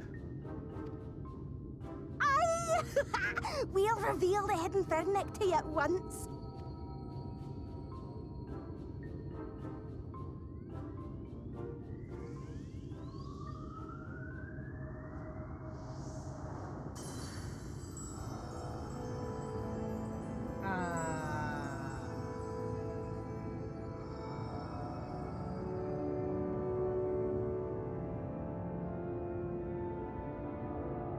Much better. So this is the true Il Mheg.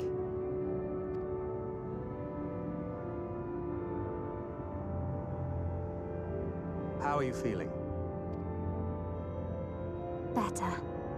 I think I remember the way now. Apologies for the delay. Shall we go and see Urianger? Sure.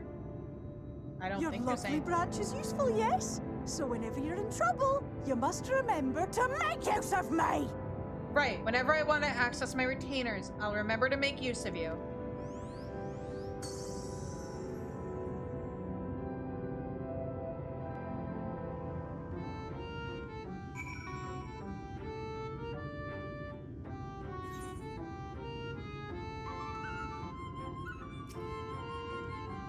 Worry not, we shall be fine.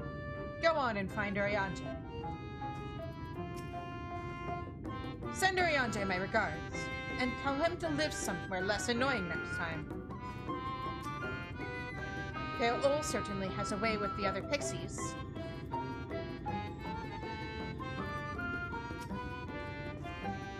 For Alphino and Alize's sakes, let us be quick.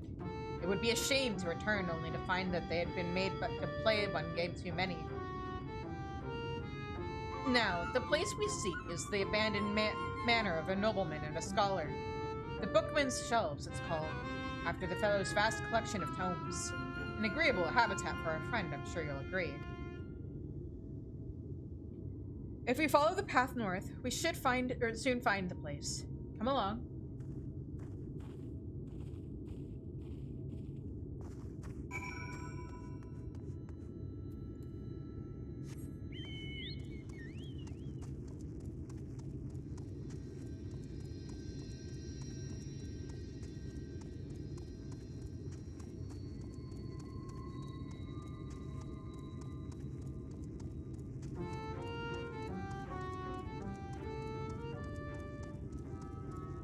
God, it's so pretty here. I'm sorry if I'm making anybody motion sick by swinging the camera around, but it's so pretty here. Oh, right, I can frolic in the flowers properly now. Whee! Okay.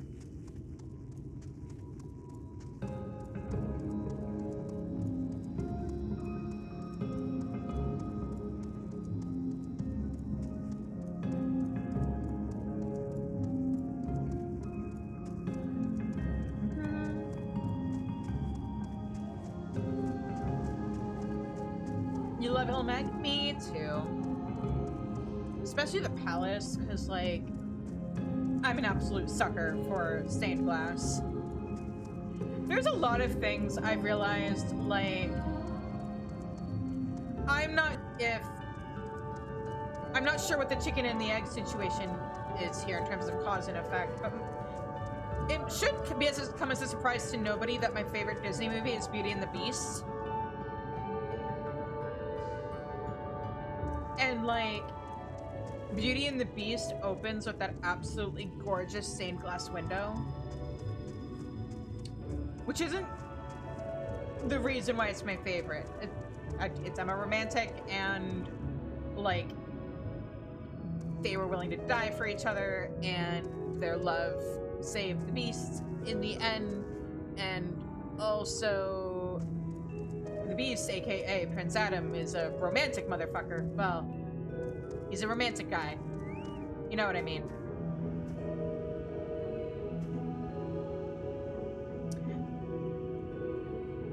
Ladies, find you a man who will get you an entire fucking library. That's all I'm saying. It's been a while, or quite a while. I hope Urianger is well. And here we are at long last. I give you Urianger's humble abode. Come, let's see if he's home.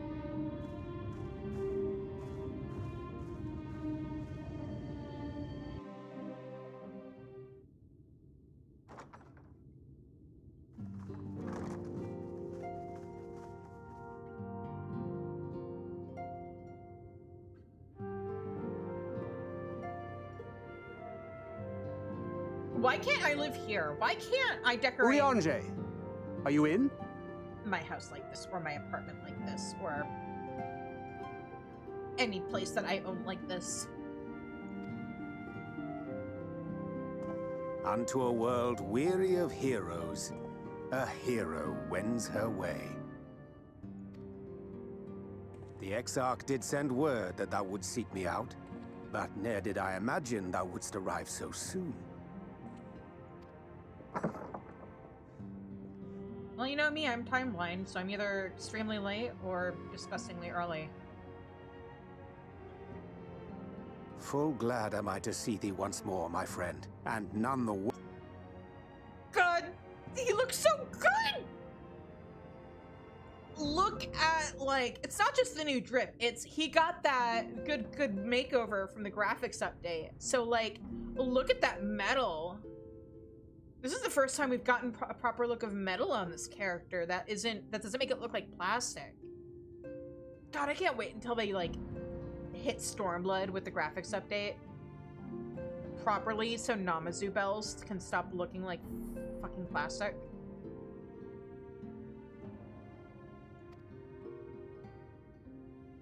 It's good to see you too. Run along, Minifilia. We will meet you outside. But Another one for you to imbue, if you'd be so kind.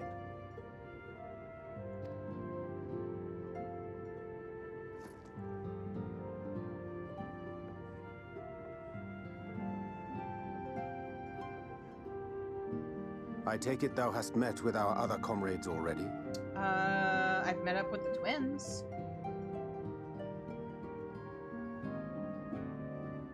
They seem to be doing well, question mark?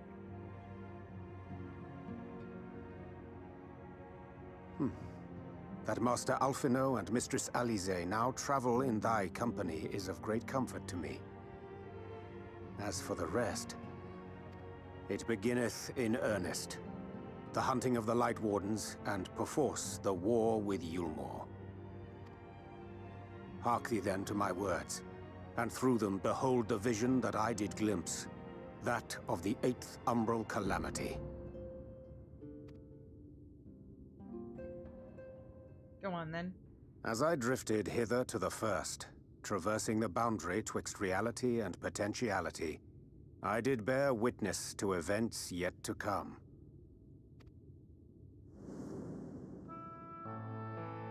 There I saw the combined forces of Eorzea and the Far East offering fierce resistance to the legions of Garlemald. So fierce, in fact, that they did begin to push the enemy back.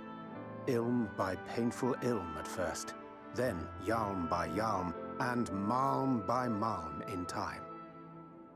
Yet the joy they felt was short-lived. For in so doing, they did force the Empire's hand. Faced with defeat, the Garleans turned to a weapon most vile. Black Rose.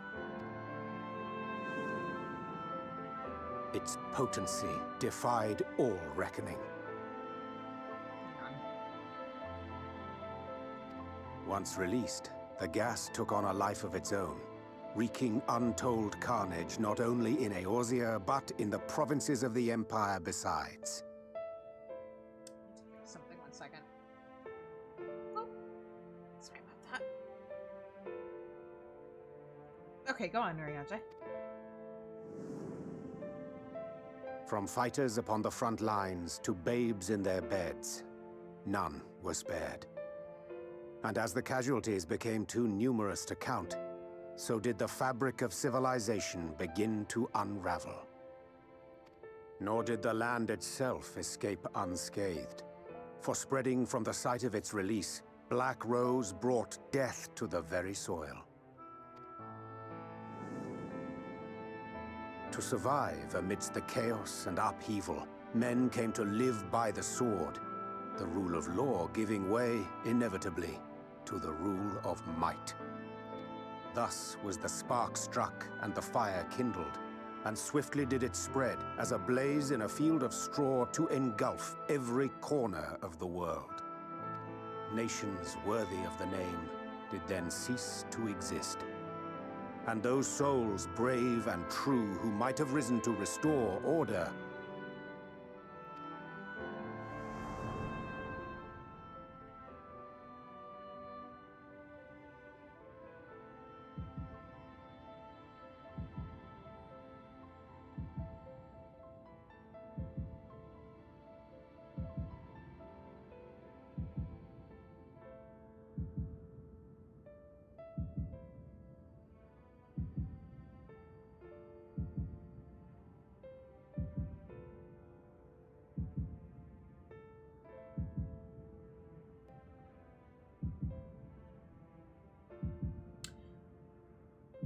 The twins are holding hands. I didn't notice that the last time. Oh no! were no more. For the weapon spared not one, not even thee.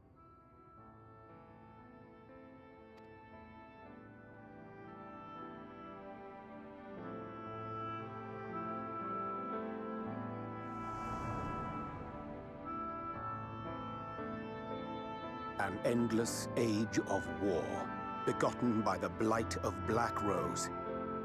Such is the legacy of the 8th umbral calamity which I did behold.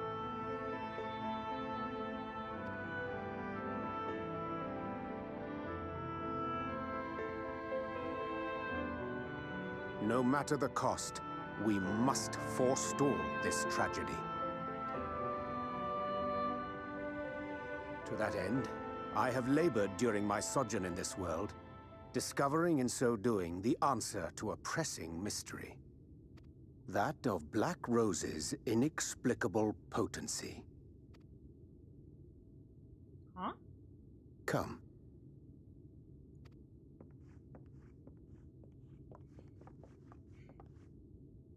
Dost thou recognize yonder chart? Of course.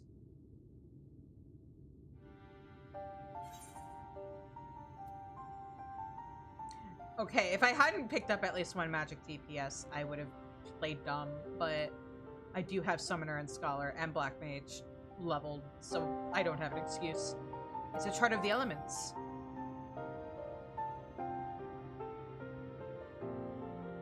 Indeed. 'Tis a rendering of the elemental wheel, such as one might find in classrooms across the source. As the chart maketh plain, our world is composed of 6 elements, in addition to which there exist 2 poles in fundamental opposition. Astral, the active; umbral, the passive. As a reflection of the source, the first naturally compriseth the selfsame forces, Yet, curiously, there is a notable divergence in their nomenclature. To be specific, the denizens of this world employ not the terms astral and umbral.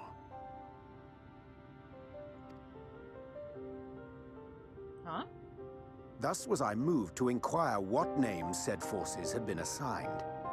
A simple question which yielded a most unexpected answer. Upon demanding the name of the pole aligned with activity and growth, I was told that as life's myriad colors combine to produce black, the people of the First had called it darkness. At this, did my mind begin to race. Yet 'twas only when I asked what name had been given to the pole aligned with passivity that mine eyes were opened to the truth. Peace and tranquility being as purest white, unmarred by color, I was told it had been given the name of light. That's umbral light and astral darkness, yes? I'm no etherologist, but it strikes me that the nomenclature of the First is rooted in the generation of the two forces, while our own appears to focus on their effects. Which makes one wonder, have we had it backwards all this time? 'Tis indeed a compelling question, and one which beareth closer examination. Yet what knowledge we already possess sufficeth to explain the chain of events. Umbral Light, the Umbral or Astral Dark, the next Pokemon games. I mean, technically, if we ever get more information about it, it should be Pokemon Legends CA. Which I'd love to play on stream, but first they need to give us more information about it. The phenomenon of etheric thinning observed in the source is the consequence of light, the power of stasis, flowing in from the First to stifle the movement of ether within the land. And according to Master Alphino, Black Rose slayeth by halting the circulation of ether within, should such a weapon be unleashed even as the First were rejoined, replete as it is with light. We would have a disaster of untold proportions on our hands. A calamity. Well, at least we have a better grasp of what we're facing. Our objective, however, remains unchanged. We are to eliminate the Light Warden of Il Mheg. Speaking of which, were you able to ascertain its whereabouts? Aye. 'Tis all but certainly ensconced within Urianger, the castle which standeth in the midst of the lake. To enter said stronghold, we must needs turn to the pixies for aid. Fortunately, I have become quite adept at courting their cooperation. What a coincidence, so have I. Henceforth shall I accompany you, and do all in my power to ensure that my vision doth not come to pass.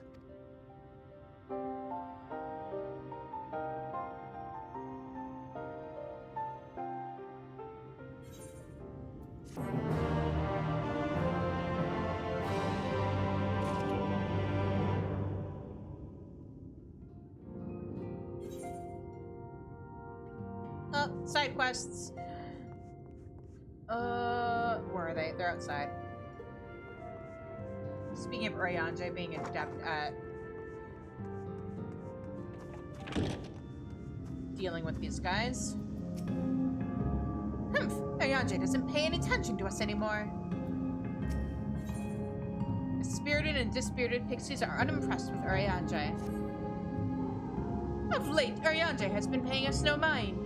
He always used to have the time for us, but now he is busy with other things. He leaves us with no choice but to play tricks on him. That's right! We're going to play tricks on Urianger, and you're going to help us prepare them.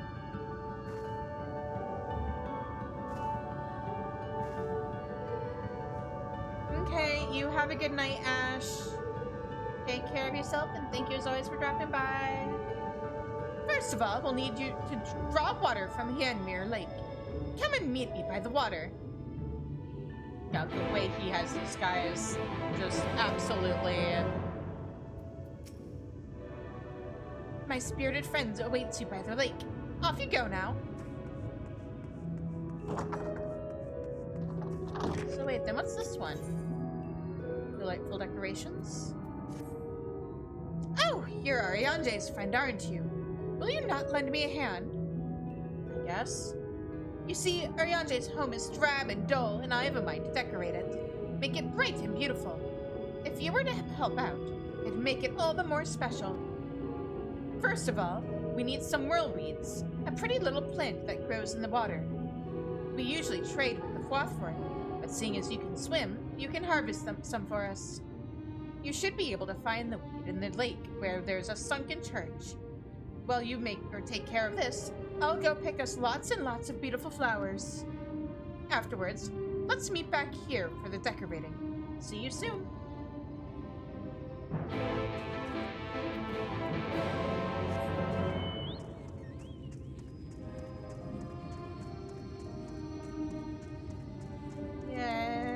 Yay!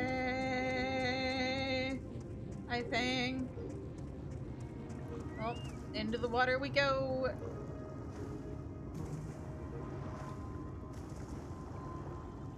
Oop. How do I... There we go. Those were the same buttons I was just hitting. And it was not letting me go under. Hey game, what the fuck?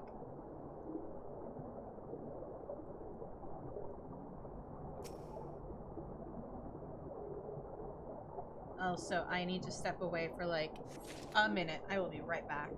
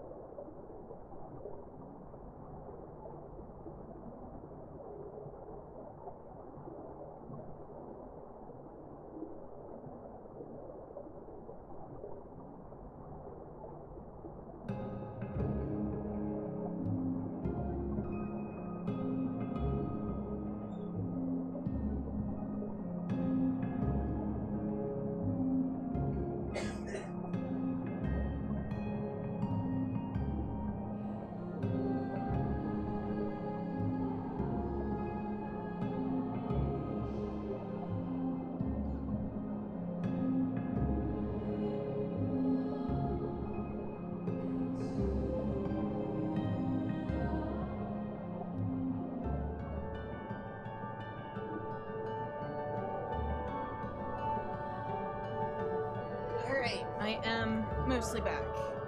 Oh, did the model get possessed because I stepped away? Sorry, sometimes it starts tracking the chair.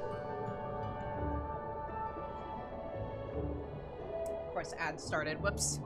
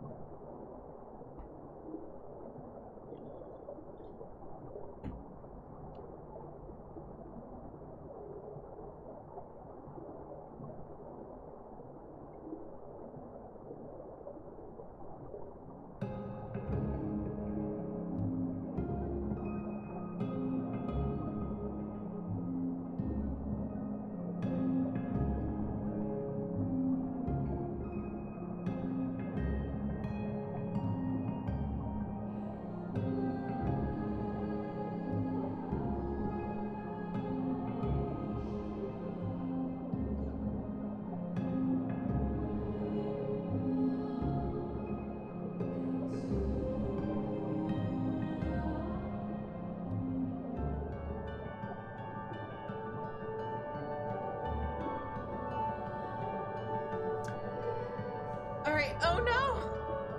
I mean, I've seen it before. What it is sometimes when I step away from my computer, VTube Studio starts tracking my desk chair instead, and so if it's moving at all, it starts making my model spasm.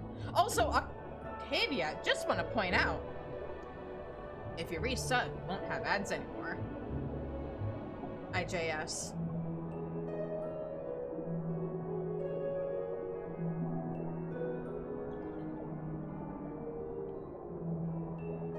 Maybe. I don't know.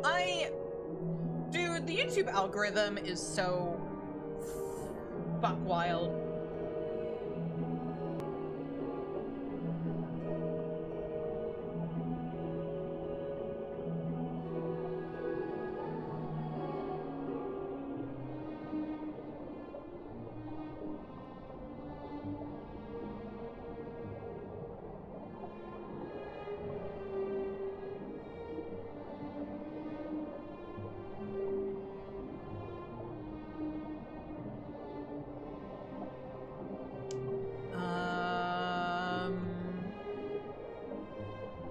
I'm looking for something. Is it down? Can I go inside? I cannot go inside. It's saying up. Oh, wait a minute. I'm stupid.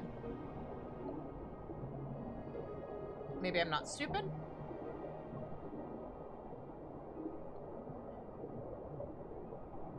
There we go. I wasn't completely stupid.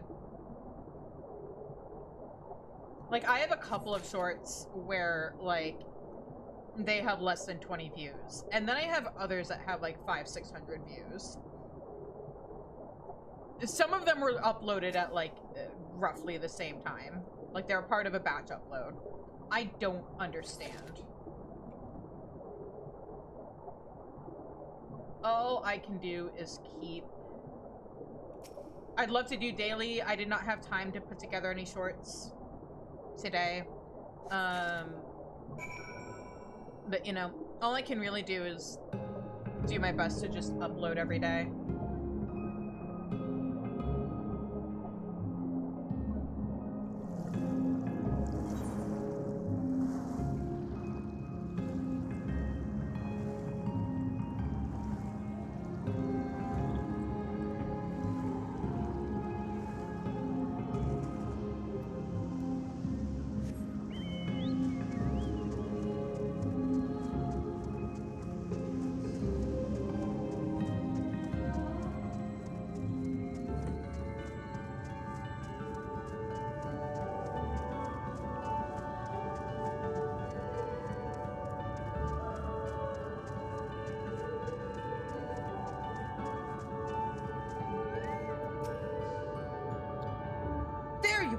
Did you manage to find the whirlweeds?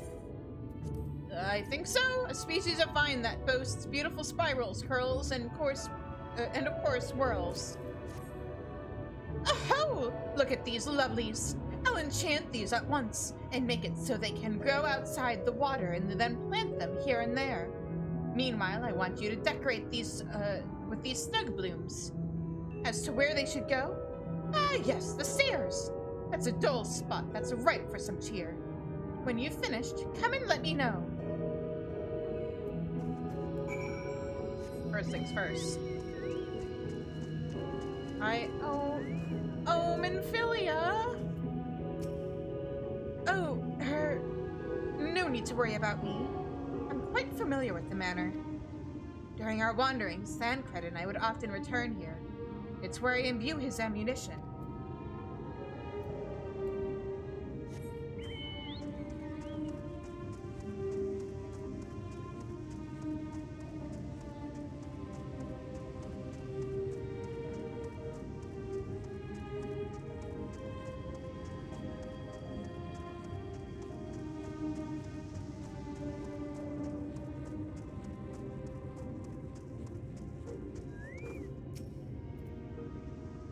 Trick. We need nice, clean water, and I want you to carry it. But normal carrying is insufferably boring. That's why I've asked the fairies who dwell in these parts to make an exciting game out of it. Try to carry the water back to the bookman's shelves without dying, you hear? And don't be too slow, either. Slow is boring. Deliver the heavy barrel to the dispirited pixie at the bookman's shelves. You will have 90 seconds, blah blah. We know how this works. I'm sure I'll be fine. Hello, Serpent Black. How are you doing this evening?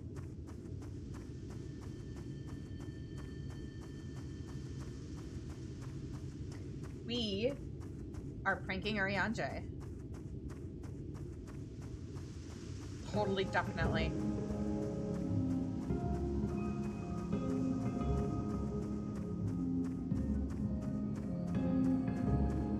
I'm hanging in there. You know, check in with me after next week. Or after the end of this week. God, I hope. But you know, mostly hanging in there. Well, well, you actually came back alive. Woo! This Serpent Black, thank you so much for the follow. Obligatory plug. Right now, I am pushing to get as many non-gifted subs as possible. If I can get to at least 25 before I finish Shadowbringers, I will be doing the Nier raids on Black Mage. I am actually a Bard main, so, you know. Obviously, what I love is playing a job with long casting times and content that has a ton of AoEs, right? Well, well, you actually came back alive. That goes for you too, Octa. No pressure, though. Just, you know. Just so you know what's up. I should probably make a graphic. Put it over Yoshi P's face. Most don't. So give yourself a pat on the back.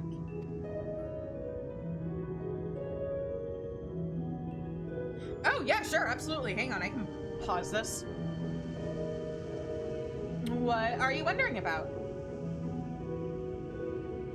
Yeah, they made me walk, and I think I was supposed to get attacked by something or something, but, like, nothing attacked me, and I'm fine.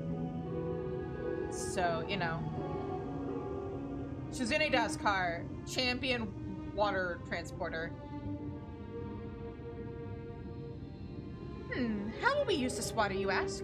We'll boil it and then pour it into a pot with some withered leaves. This produces a foul, brown water that Urianger absolutely loathes. Now. Yes! Hang on, I can actually demonstrate once I get out of this quest. So let me finish talking to this NPC real quick.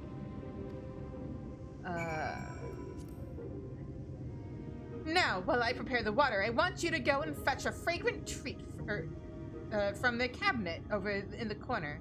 That's another thing that Urianger loathes. Okay, so basically once you hit level 10, you will be able to accept other job quests to pick up, like, other classes, or, like, expansion jobs you need to hit a different, you have to hit a specific class. With the Heavensward jobs, you have to also have cleared a certain extent of the story. But after that, you just, they level individually. Summoner and Scholar, because they share a base class, and Arcanist, they level together. But other than that, yeah, like Octa said, it technically works by changing your weapon. Each class basically, it's a separate thing. So, like, I'm on Bard right now, so you can see in the corner all my Bard skills. When I switch to, say, Red Mage, my entire hotbar changes, because the skills I have access to change. So, like, when you're gonna do content, you have to pick what job you're gonna go in as. And then you can't change that job once you go into the content. The one exception being a specific mode of PvP where in specific places you can change. But yeah, there used to be something like what you're describing, which were called cross-class skills, but they got rid of that a couple of expansions ago.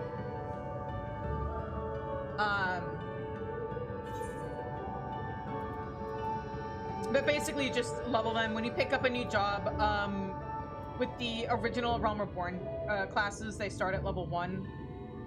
The Heavensward expansion jobs, which are Astrologian, Dark Knight, and Machinist, those start at level 30.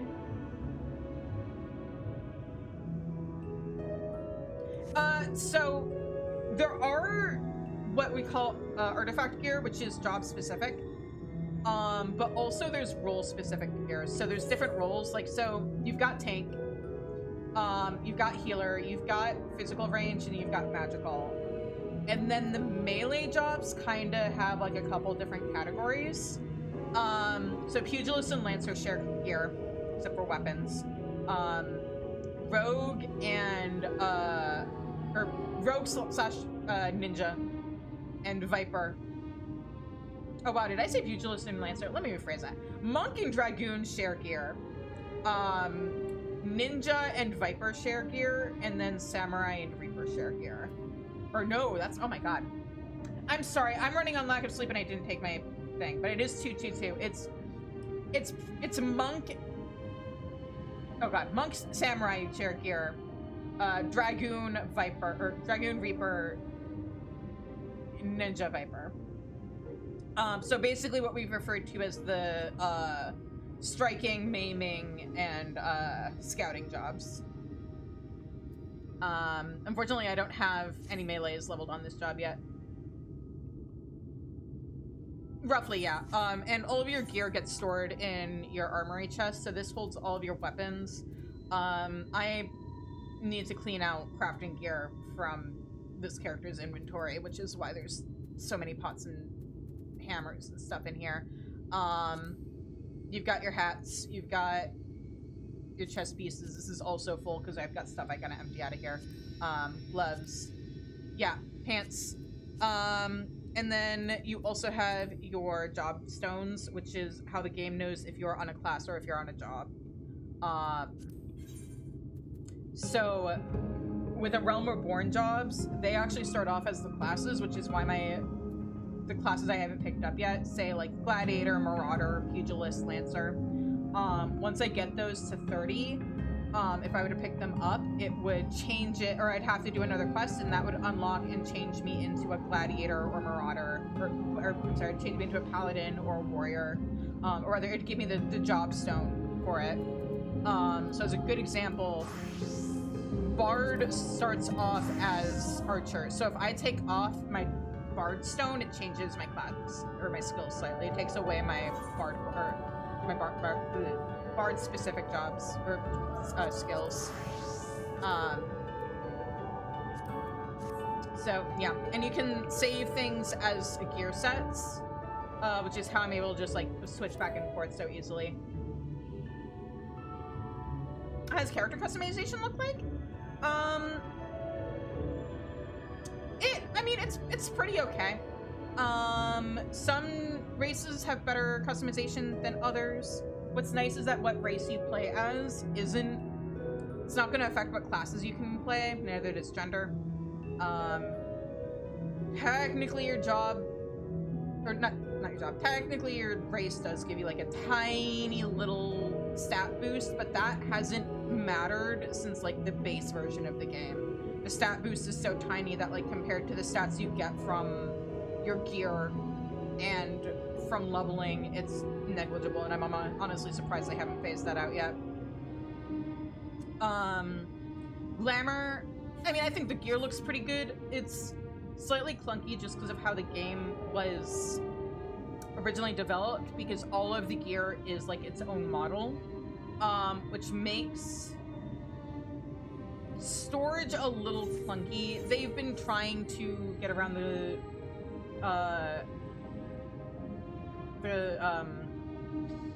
spaghetti code for it for a while as best they can. We basically have it's so what you guys call transmog in WoW, we call glamour. So I don't have any glamour on this particular job. Hang on, let me switch over to Red Mage, where you can see I'm actually, the gear I am wearing right now is not, or like what it looks like I'm wearing is not what I have equipped.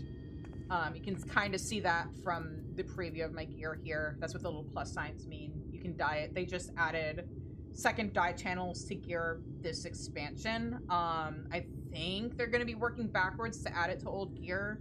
They started with the really popular glamour items first. There are some limitations on glamour. You can't glamour gear onto... You can't glamour a piece of gear onto your set if it's for a higher level than what you have equipped. Or like if it's not something that you would be able to equip normally. So I wouldn't be able to cast like casting gear onto my aiming jobs. It has to be for that role that you're playing on, or that job if it's job specific. We do have a glamour closet. It can hold up to 600, 300, 800. I think it's up to 800 now. 800 items that you can store to use for glamour items. And then we use glamour plates. You can also just manually glamour stuff on. So you can cast glamour. This will show. I don't have any. Oh, I guess I have a few things I could glamour onto here. But you'd either use glamour crystals or you put stuff into the glamour closet, and you can put together glamour plates, which is not letting me access because I'm not in the right location for it. Yeah, and weapons. I mean, my red mage is wearing a completely different weapon, or like it appears like a completely different weapon from what she has. There's a saying in Final Fantasy XIV that glamour is the true endgame. There's a whole community in 14 just based around like glamour, and showcasing glamours, and people will hold glamour contests and stuff based around a theme. Do a dispel real quick. Hang on. Let me finish this. I need to get to a sanctuary, Octavia.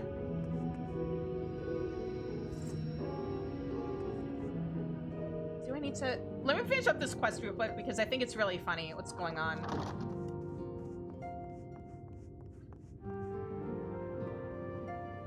You just no, it's not difficult. I can dispel whatever. Yeah, but then I'm gonna have to. Fine. Do I even have do have. So yeah, I can use a glamour dispeller to get rid of my glamour, and now look, this is what my gear underneath it looks like.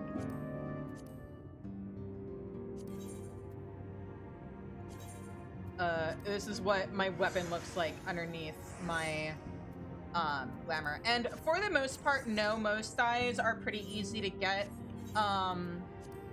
So I can just right click and hit dye. This specific gear only has one dye channel. It's an older piece of gear. But all of the gear, all of the dyes in like up to this purple circle are pretty easy to get. You can either buy them from an NPC, or with the ones that can't be bought from NPCs, you can craft them with items that are very easy to get.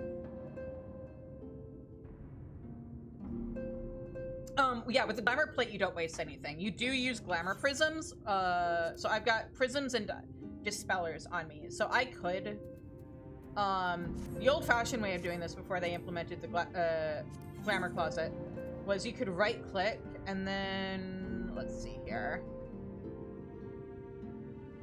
I can't use that. Oh wait, do I have anything? I guess I could use that.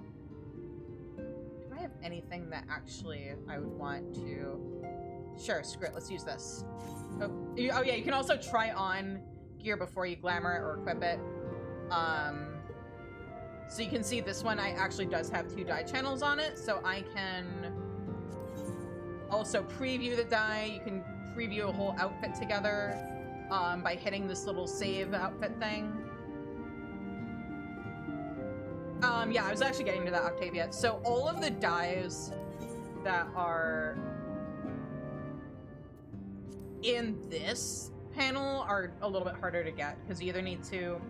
Some of them are in the cash shop, but like all the dyes that are in the cash shop are also available through like normal gameplay, mostly from our retainers being sent out for ventures, and they might come back with like rare dyes for us.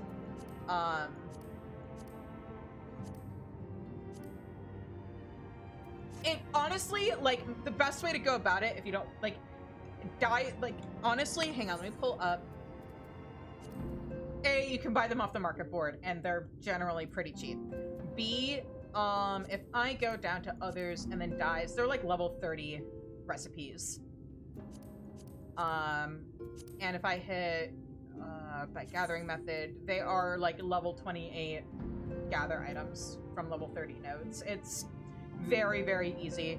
And if you dye the items within your glamour closet, it'll just stay that way. Or if you want to change the color of something, you can dye it on the glamour plate and it'll stay that color on that glamour plate. So like on my main, because this is an old, I've been playing the game since A Realm Reborn. Hang on, I need to deal with a bot on YouTube. One moment. Report. Spam. Report. Hide user from channel. There. And I am going to refresh that. There we go.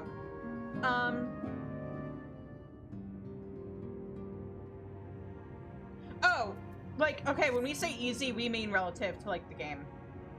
For context, the level cap is level 100. Also, so there is a free trial that, like, even the free trial goes up to level 70. The free trial does not give you access to the market board. But, like, the majority of dyes, like, per color palette, there's some that you can buy from NPCs, and then the craftable ones are for what you're going to use them for in a game where the level cap is 100 at this point, and even the original level cap was level 100. And leveling crafters to at least level 30 also just takes time. Hang on, do I actually, like, here, I don't really want to be taking time to demonstrate because it means we're going to have to leave this area. But, no, it genuinely is not difficult. The bigger issue is more the rare dyes that come from retainers, or you can spend like hundreds of thousands of gil.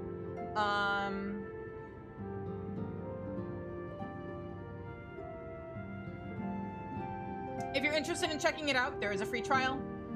We meme about it because we talk about it so much. It does go up to level 70. It includes the base game and the first 2 expansions.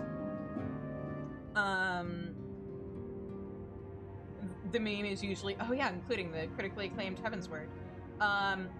I know a lot of people will be like, oh my god, we have to warn the new players about Realm Reborn. I would say don't listen to people about their opinions about the game in general. Go in as blind as you can and play through it and form your own opinions.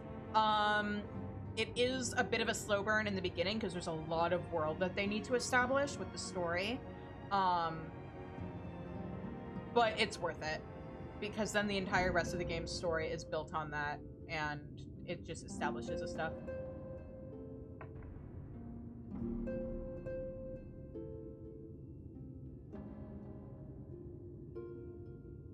No, that's fair. But like, if that's a concern, might as well try the free trial, right? Because then it doesn't cost you anything to try it out, except for time. You know, you haven't wasted money. You've just run around in a video game for a little bit. The free trial is completely, like, it's not time limited. It's incredibly generous in terms of the amount of content it includes at this point. It's up to the level 70 story, or like up to when you've gotten to the point where you would otherwise be able to start the expansion I'm on right now, which is Shadowbringers. But like, you could unlock and level up every job in the game to level 70 before you needed to start playing. You could do all of the raids up to the level 70 ones, or like including the level 70 ones, before you started doing or having to pay for the game. There is so, like, it is absolutely wild how generous the free trial for this game is. I have known people who have played this game for a very long time before they ever had to pay for anything with it.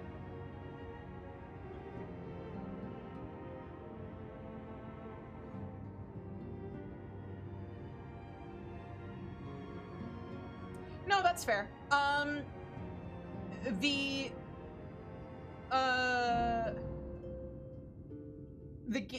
director and producer, ShB, does encourage people to take breaks from the game, especially if you're feeling burnt out. This game is very much a labor of love for him and the dev team. But yeah, I'd recommend, if you're interested in it, try the free trial. People in this game love newbies. We call them sprouts, because you get a little sprout by your head. Up until you've reached a certain point in the game.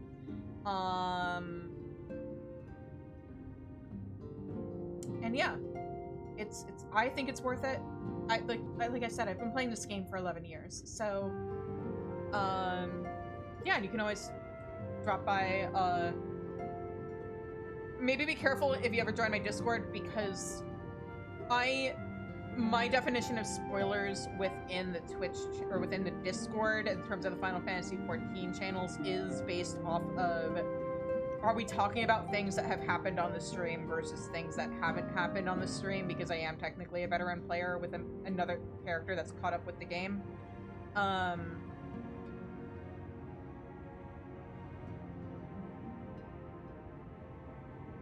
Yeah, no, I'm glad I was able to help. If you do decide to pick it up, welcome to Eorzea. Okay, let's go back to pranking Urianger now, because we're so cruel.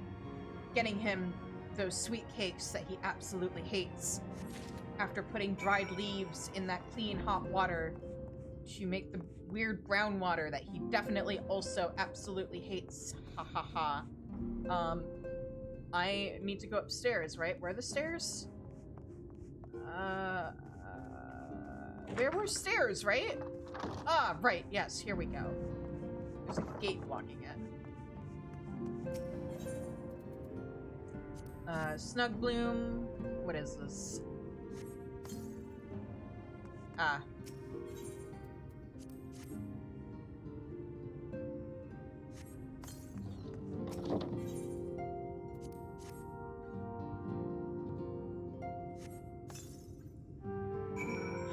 if you've played if you're a big Final Fantasy game, you might absolutely love this game. It is a theme park MMO. It has references everywhere. So actually, there are these fights called trials in 14.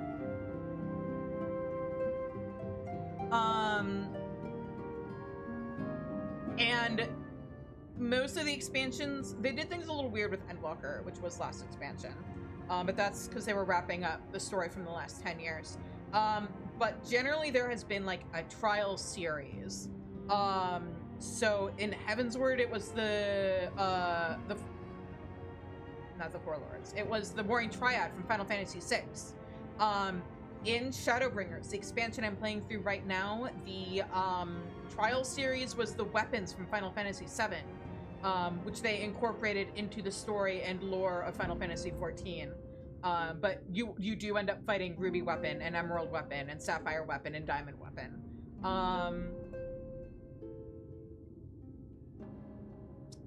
I honestly, half of the expansion we have right now is basically a big reference to Final Fantasy X.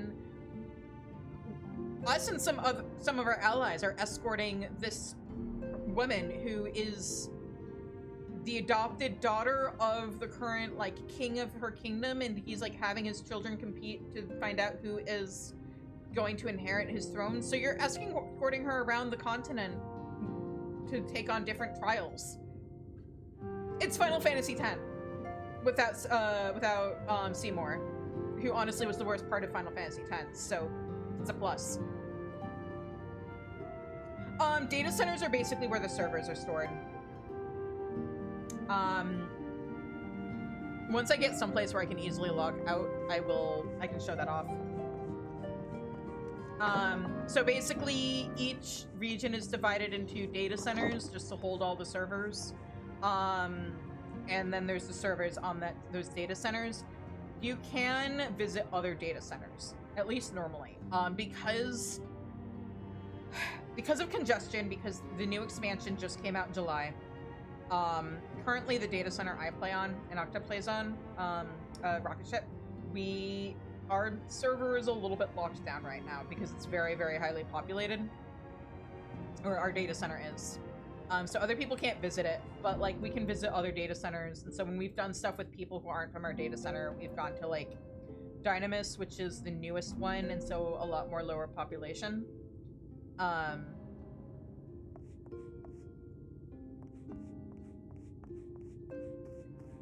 But, oh right, the crazy stuff we're dealing with are outside. They did also just do a whole graphics update, which is really cool. You can find videos online or on YouTube of people showing like before and after. Just make sure those videos are from after like July or later, and not like from them previewing stuff that wasn't actually in the game yet, because I think that's a better indication of things. Marvelous! This is sure to put a smile on Urianger's scowly face. And then he'll want to stay here forever and ever and ever. You're welcome to stay too, of course.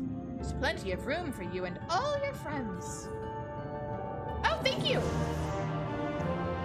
My character is the race that got added with Heavensward. We're called Aura. We're little, like, lizard people.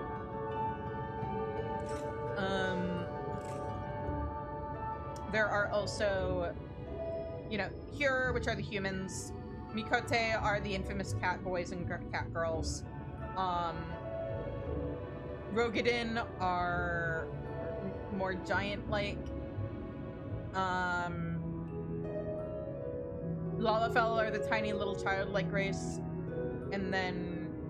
oh, Elzen, who are elves. Like, the expansion I'm on right now, Shadowbringers, actually has us visiting a different world that's like a parallel to ours.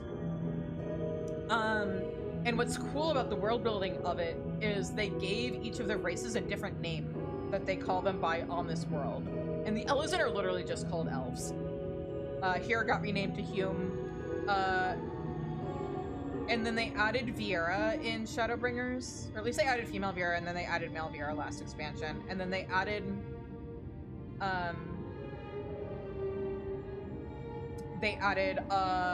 Hrothgar,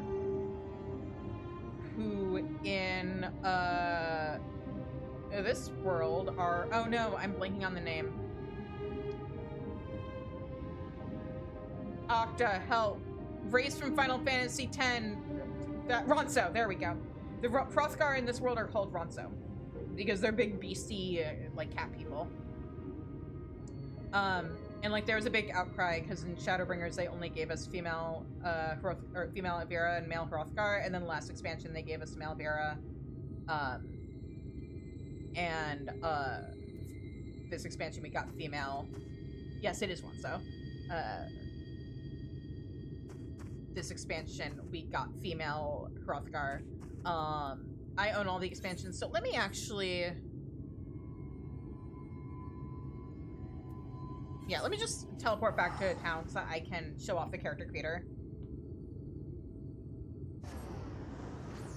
Since that seems to be something you're interested in.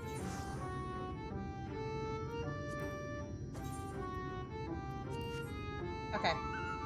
Things are about to get loud.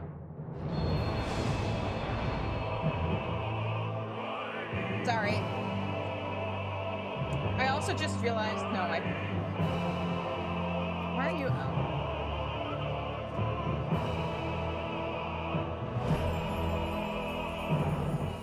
Okay, so character creator. We're just gonna show off the different things in here. So yeah, you've got the Hero. And then the Hero actually have a sub-race that looks very different, which is the Highlanders. So that's a male Highlander, or female Highlander. You've got the Elysian, and there's two different races or subclasses for each race. So you've got the Elysian, Lalafell, and I should just show off like the different. So you've got Duskwights, and then you've got the Wildwoods that are the paler skin ones. No.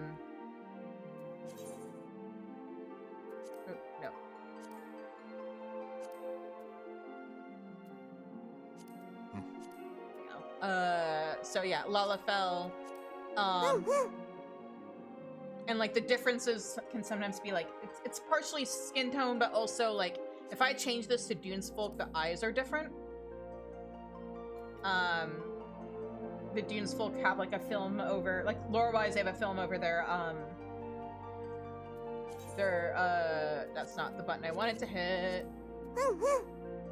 Their irises, because they live in the desert.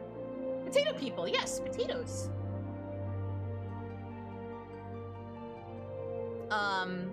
You've got the Rugadin. So if you're into like big muscle mommies or daddies, and they have the Sea Wolves and the Hellsguard. Alra, which is the race I play.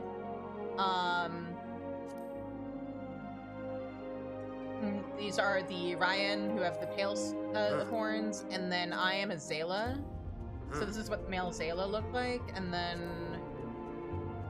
this is what a female Zayla, which is what I am, look like. And you can like change the horns. The horns are tied to the face shape. And then yeah, you've got Hrothgar, who just got added this expansion. And then Vera. So if you've ever played any of the Iblis games and wondered what a male Vera would look like, these are the Vina, and then you've also got the Rava.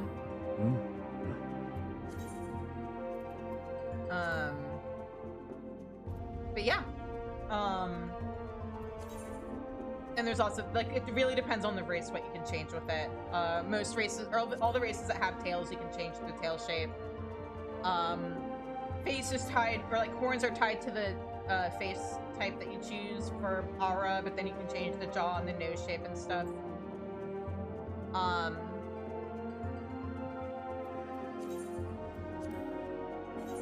And yeah, our data center is pretty crowded, so it takes a minute, but honestly, the queue isn't that bad. And there are content creators on YouTube who do a way better job of showcasing all the different options for customization for each race.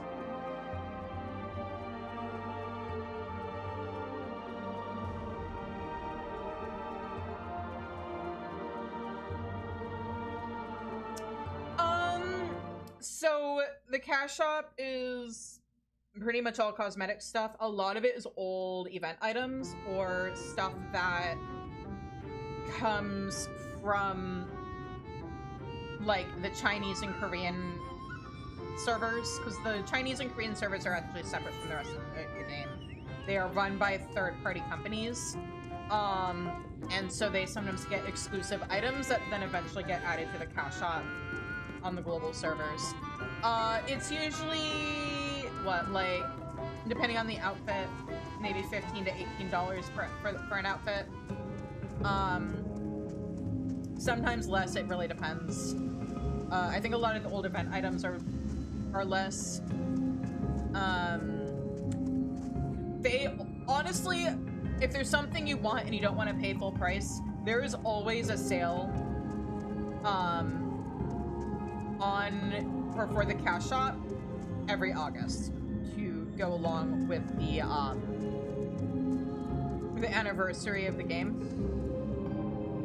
Yes! You get a chocobo, it's part of the story. So part of the story, way early on, like in the level 20 story, is that you join a grand company, which are like these adventure run operated armies that each of the three original city-states in the game have. You can name it, and you can use Gissel Greens to summon it to fight alongside you. Mine is named River because I am a streamer. And as much as I may jokingly groan about them sometimes, I've never met a pun I don't actually like.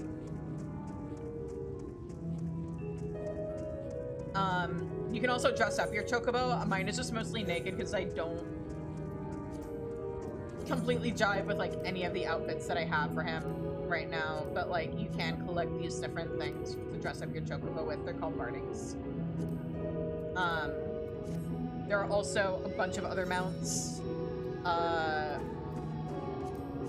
So like some of the mounts that I have here are from the collector's editions of the game, because again, I've been playing for a long time and I've gotten the collector's edition for every expansion. You can also, like, even if you want to buy the game and decide whether or not you want the collector's edition stuff later, you can always upgrade your account to collector's edition later.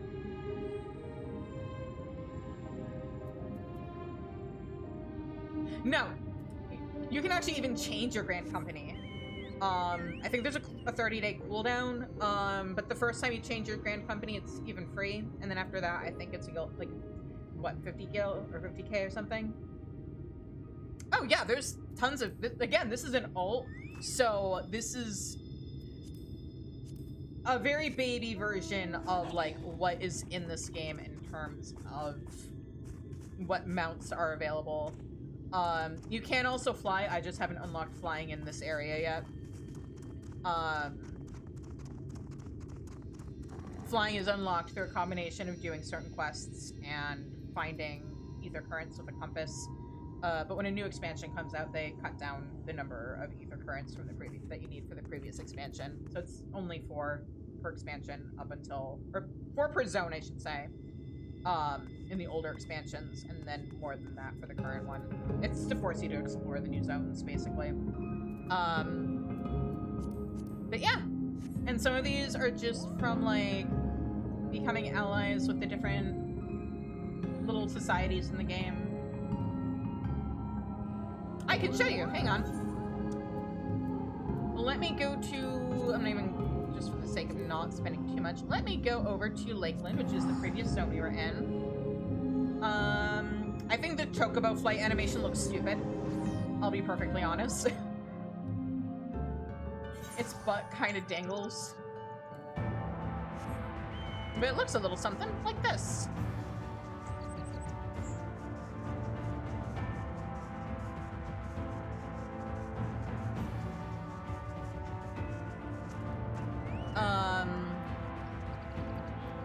But then, let's see here.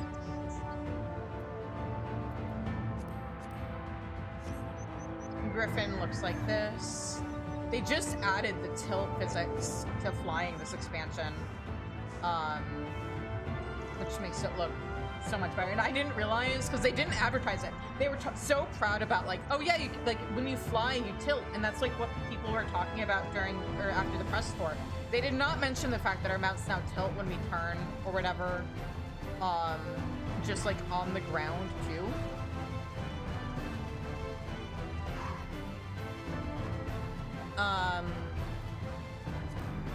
But yeah, and the story usually gives you a couple of mounts as well. There's mounts that you can get from doing different trials and raids. Getting certain achievements. This one I got from an achievement a while back. And it's Ozma from Final Fantasy IX.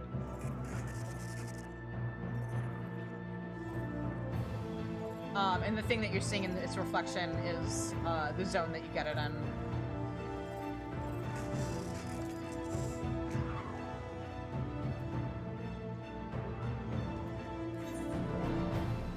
But, yeah. Well, Ozma isn't the last boss of Final Fantasy IX. I did get tricked into that, thinking that at one point. It's the boss from, completing the Chocobo side quest in 9. I should probably get back to Il Mheg.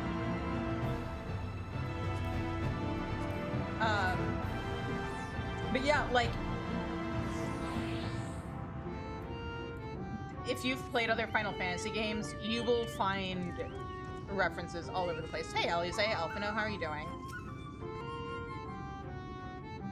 No, she's still saying the same thing she was saying last time I saw her. That's not the right direction. There we go.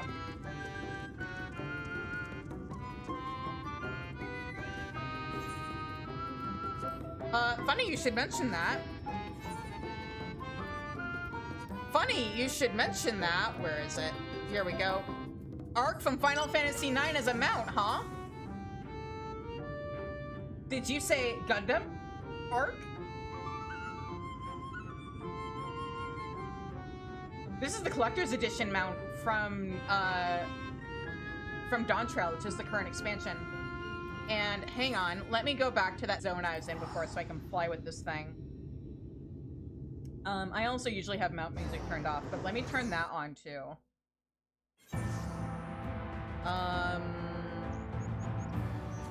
Is it their character? No. System? Here we go. Play music when mounted. There we go.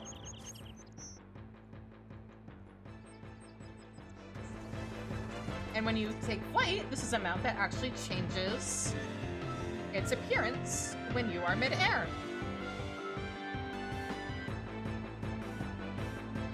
Yeah, so the current expansion may have also had some pretty major Final Fantasy IX references in it too. It's basically the story is basically the love child of Final Fantasy X and Final Fantasy IX. And hang on, let me head over to water because I think there's an area. Yeah, no, there's an area where I can dive over here. I think this also transforms when we go underwater. I need to double check. I need to fact check myself on this one. But yeah, if you like Final Fantasy IV, Endwalker had a lot of Final Fantasy IV references. The expansion I'm playing right now has a bunch of Final Fantasy III. Some of the raids in Stormblood were referencing Final Fantasy V and Final Fantasy VI.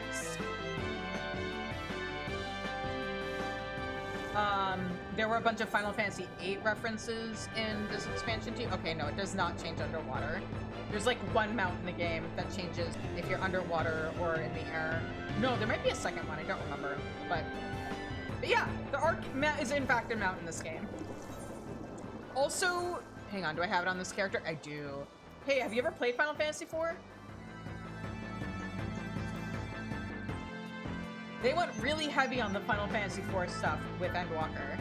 So they added this to the cash shop when they added Final Fantasy IV to the game. And this carries 8 people. This is the Lunar Whale from Final Fantasy IV. Also, so they used to give out emotes, or not emotes, they used to give out like mounts and minions for people who went to FanFest every 2 years. So every 2 years they hold an expansion, or an expansion, they held in a convention that is very difficult to get tickets to because of how popular it is. And that's where they start doing like the announcements for the new expansions. And when I went in 2018, we got Cloud Spike.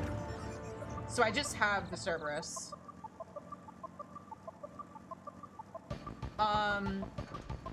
It's in the cash shop now because they don't really do FOMO.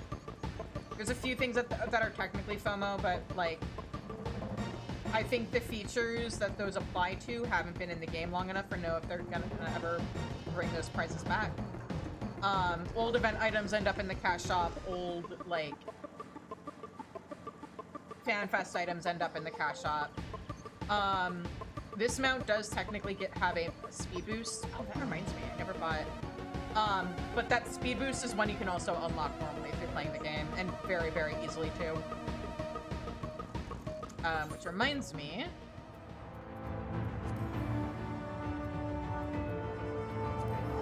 Okay, heading back to meet later. Oh, also if you like 16, they did a crossover event with Final Fantasy 16 a while back. And so we got the bestest boy.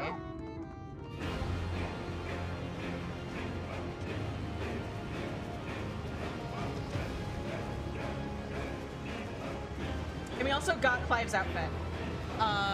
And then they bring this event back every now and then, but they also did a Final Fantasy 15 event that gave us the regalia.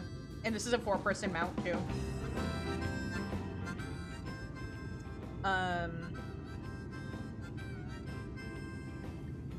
And we also got Noctis's outfit. We also got a bunch of music that we can play in like our houses or apartments or whatever.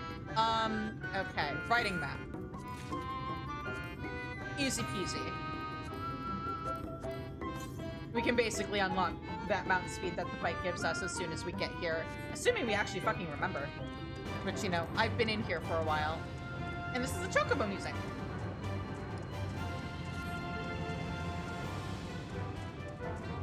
That being said, also, like, the car transforms when you fly like it does in 15. It's just, I find it really jarring that the music keeps changing every time I get on a mount. So I usually just have mount music turned off. But yeah, if you like 15, or if you like Final Fantasy as a series, I think 14 is definitely worth trying out. If you have any hang-ups about it being an MMO, which it doesn't sound like you do, but for people in general, they've also been working on adding support so that you can do the dungeons with NPCs. And it's actually a feature they added with Shadowbringers, so it's a little more put together in Shadowbringers, where like you're actually doing the dungeons with characters from the story. Earlier on, when that wasn't so much of a thing, and the game wasn't built around that system, it is usually like random or kind of random NPCs. Although it is the same random NPCs. So like if I go and I pull up duty support,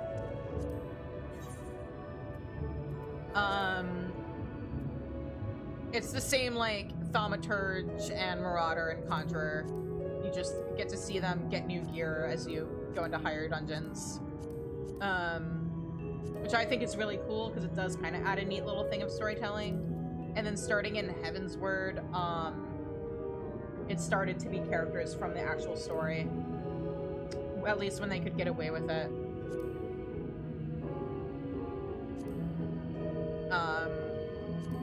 And sometimes they're unique. When they are story characters, sometimes they're unique. Like when it's this little frog dude. And sometimes, especially with like in Shadowbringers, you got like you'll get little bits of dialogue between the characters as you're doing the dungeons with them. So even if you don't want to do the story with it, I do recommend trying it out at some point. Or you can also eventually unlock the trust system where you can like level them up and play dress up with them once you finish. The dress up only applies to when you're doing trusts, but it's still fun. Oh, right.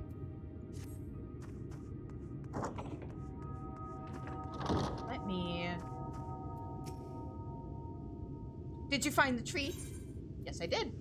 A variety of sweet that Urianger supposedly loathes. So the whole story with this side quest is that this character, Urianger, who we're friends with, but, like, he's been hanging out here for a while, because of parallel worlds and timey-wimey bullshit, basically.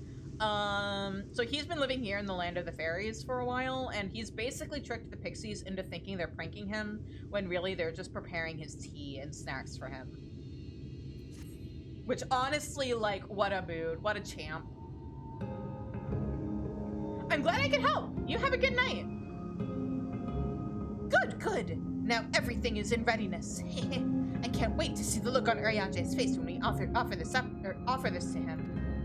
But, my friend sure is taking their time. Let's go and find them.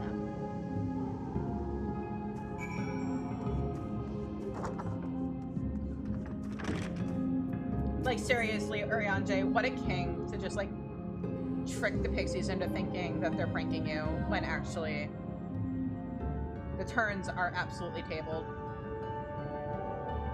The exuberant pixie has another bright idea. Oh, another brilliant idea just occurred to me. Will you help me again, mortal? As his friend, you'll know that Urianger is not the tidiest of people. Why, he's half buried in mountains of tomes and other things I have no name for, and as a result, he spends half of his time searching for things, which means less time playing with us. What I want to do is cast an enchantment on his tomes, so he can find them easily. All he has to do is say a tome's name, and it will come flying to his hands. Brilliant, yes? The problem is, I can't read your funny mortal letters, meaning I can't find his favorite tomes. So I need you to do the finding and enchanting in my stead. Now, I often see him with his nose buried in 3 different tomes. One is about the history of Vobert, another about the Shadowkeeper person, or about some Shadowkeeper person, and the last about runes, the letters we use in our language. Please find each of them and give them a good sprinkling of these flying fish scales. Where? Down? No. Up? Oh, not up. Or down. Here. Here they are. They were just smelling the flowers on the way. The preparations are in order. Excellent. All that remains is to await Urianger's return. We never tire of seeing him gag as he sips the brown water. But he is so polite, he always drinks it to the last drop. Why, I almost feel sorry for him. Anyway, our thanks for helping us. Let's do it again sometime.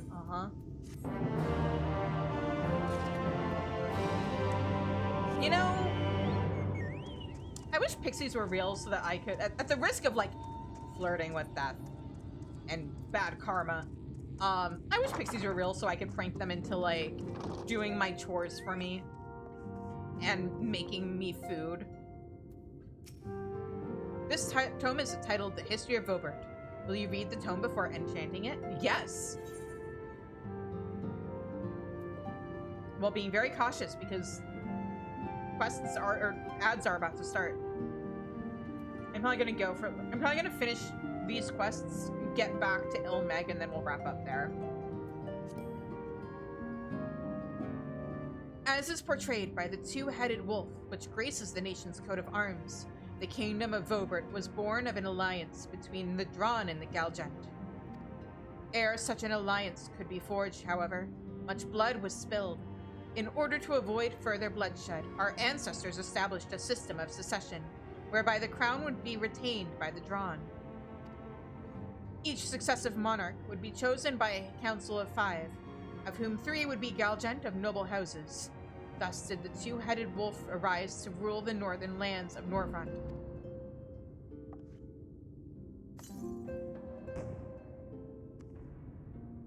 I kinda want to save the Shadowkeeper for later. Or for last. And ads. Cool.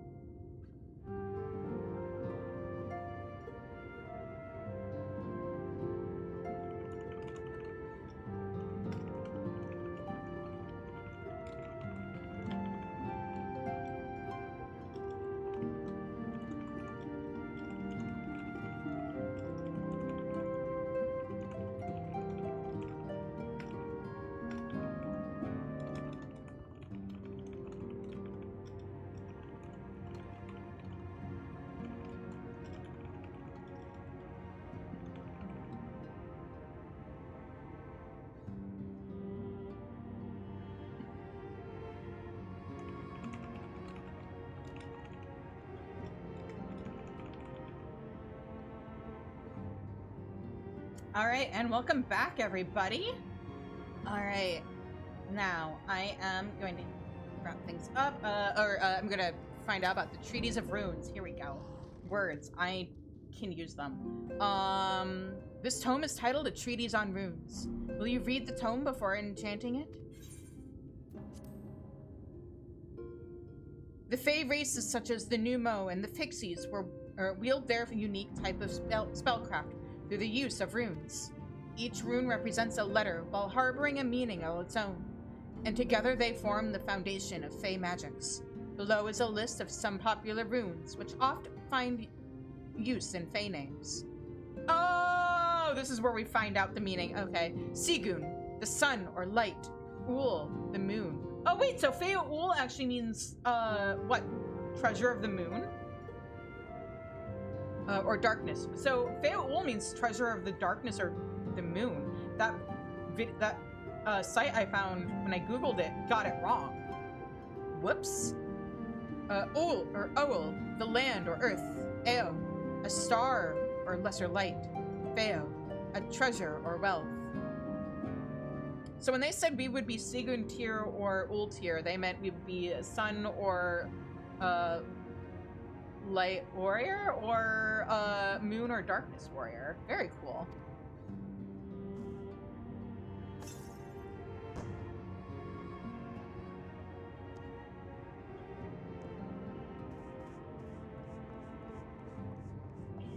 And The Rise of the Shadowkeeper. This tome is titled The Rise of the Shadowkeeper. We'll read the tome before enchanting it.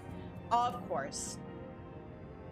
In the eyes of the elves, all the other races that now inhabit Norvant are naught but invaders, thieves who despoiled them of their ancestral home. Their disdain was not reserved for long-standing enemies such as the Vobertites alone. Even their allies, the Humes, were regarded as outsiders unworthy of trust. With many of Lakeland's offices of power held by elven conservatives, who desired a return to the glory days of Eld, the Shadowkeeper saw an opportunity and seized it, taking control from within.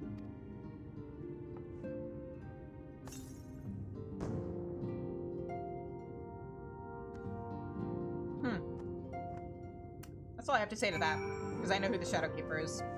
So I'm just gonna say,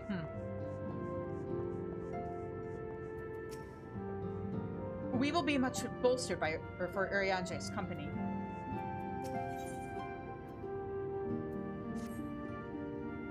My friend, ere I speak of the task at hand, there is a question I would pose to thee. What thinkest thou of mine appearance?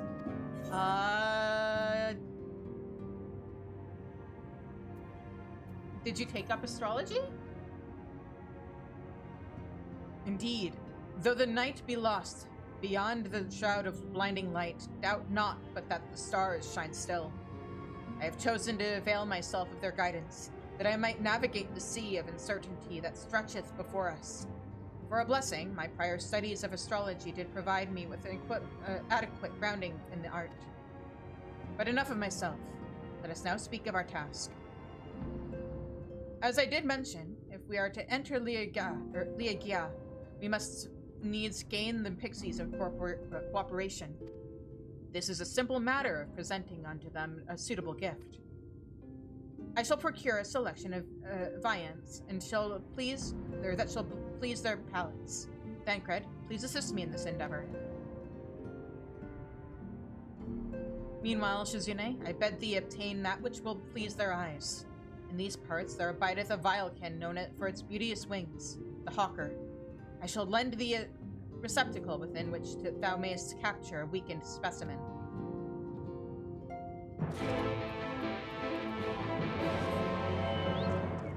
Oh, I never finished this quest. Whoops.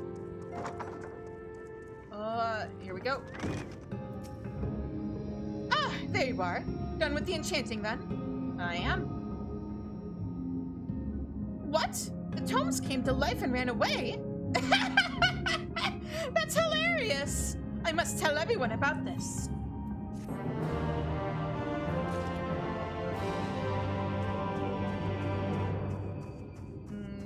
Okay.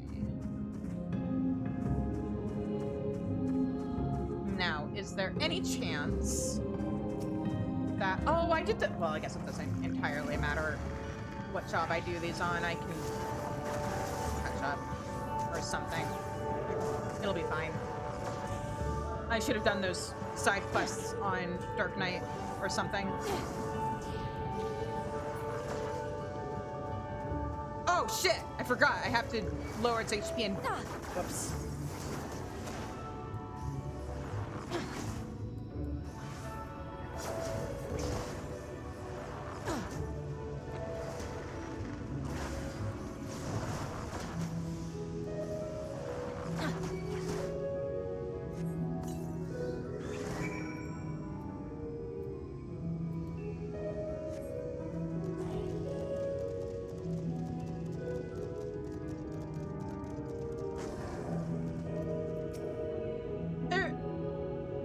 Need to worry about me. I'm quite familiar with the manor. Oh, this is just the same thing she was saying before. Okay, her dialogue hasn't updated.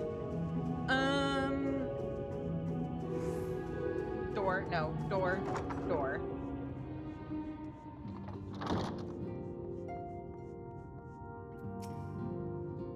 Thou art returned. Wert thou able to capture a hawker? Yep.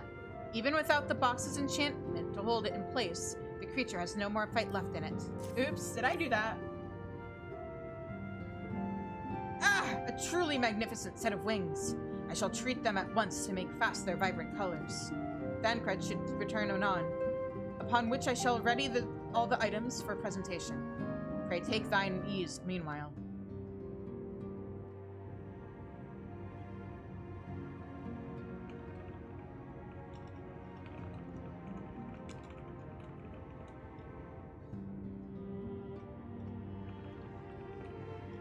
"'Tis done.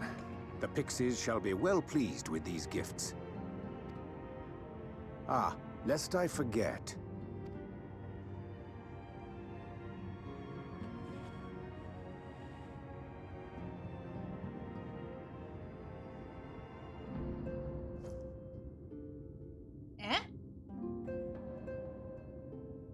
White auracite, newly forged for thy use.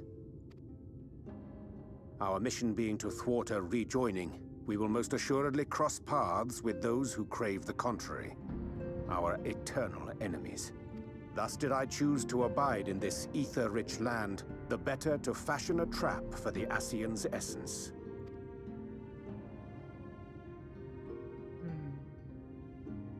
Oh, this hurts knowing how we got white auracite last time.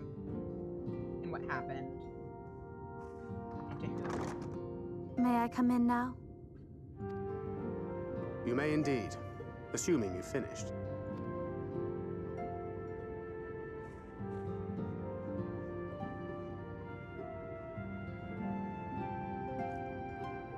I did as you asked. That's my girl, thank you.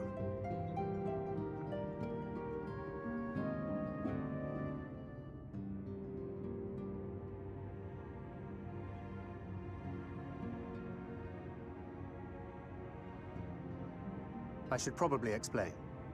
Though my body remained behind in the source, its limitations saw fit to accompany me, which is to say, I cannot manipulate ether. I took up the gunblade for its defensive advantages, but on account of my little impairment, I cannot imbue the ammunition myself. Luckily for me, Minifilia has quite a talent for it.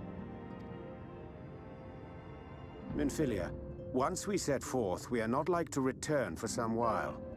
If thou wouldst choose tomes to take with thee, let it be now. Really? May I? Of course, my dear. Yet have care thou dost not add overmuch to thy burden, lest I incur Thancred's ire.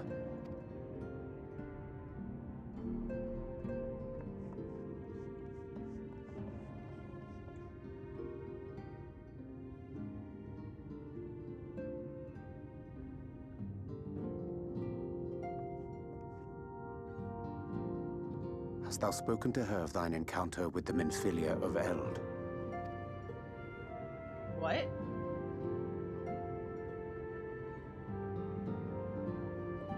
Well, I suppose now is as good a time as any. As you know, I freed young Minifilia from captivity in Yulmore some 3 years past. Not long after, the two of us journeyed to the south of Armareng, to the edge of the Empty, where the flood was halted. It was there that she awakened. The Minifilia of old. My Minifilia. Oh, no need to finish that story, Thancred. I think I'm about to get the rest of it myself.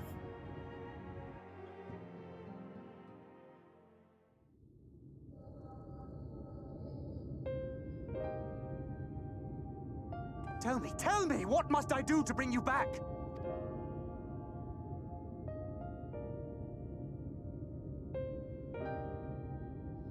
My dearest Thancred, as I am now, I am no different from an Ascian. This child is but a vessel. One of many I have used that I might spread word of her enduring blessing and preserve the flame of hope. Oh, hang on, my headset just died. No! Wait! Charge, damn you! There we go. Each has died, never having lived her own life. I have taken enough from these children. I will take no more.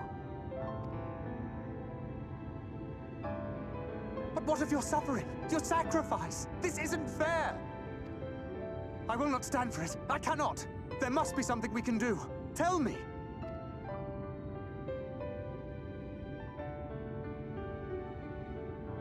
Should the day come when this child grows weary of fighting and wishes to cast it all aside, then shall I take up her burden. But should she wish instead to become the master of her own destiny, then shall I bequeath to her my all.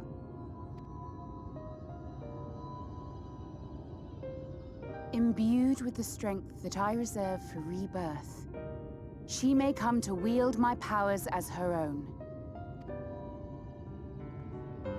And what of my wishes? What of Flamine's? What of all the people who love and care for you and want nothing more than to see you again?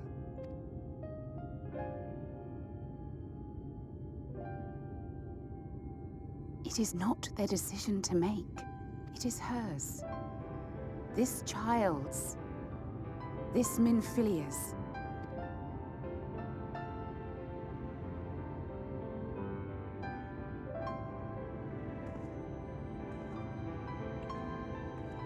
You have ever watched over me, Thancred.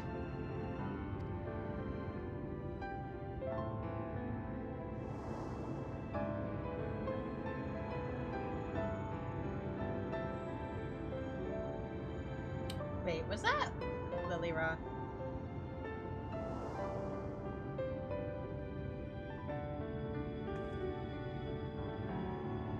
Now I ask that you do the same for her. Protect her. Teach her. Stand by her as you stood by me. There is much and more she does not know. She needs a guide to show her the ways of the world, or she will never find her own path.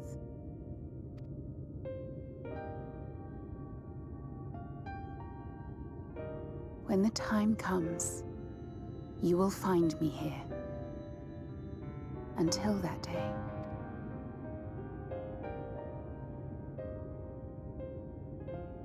Minifilia, wait!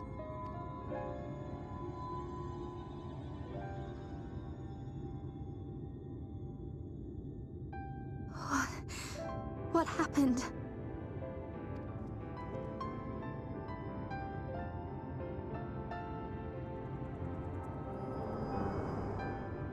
Poor guy.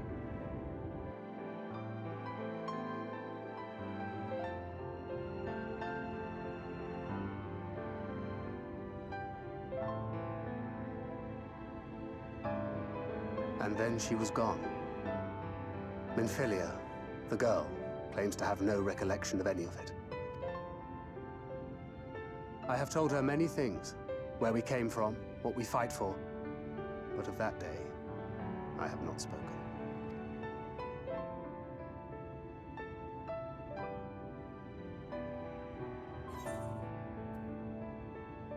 how do you want this to end?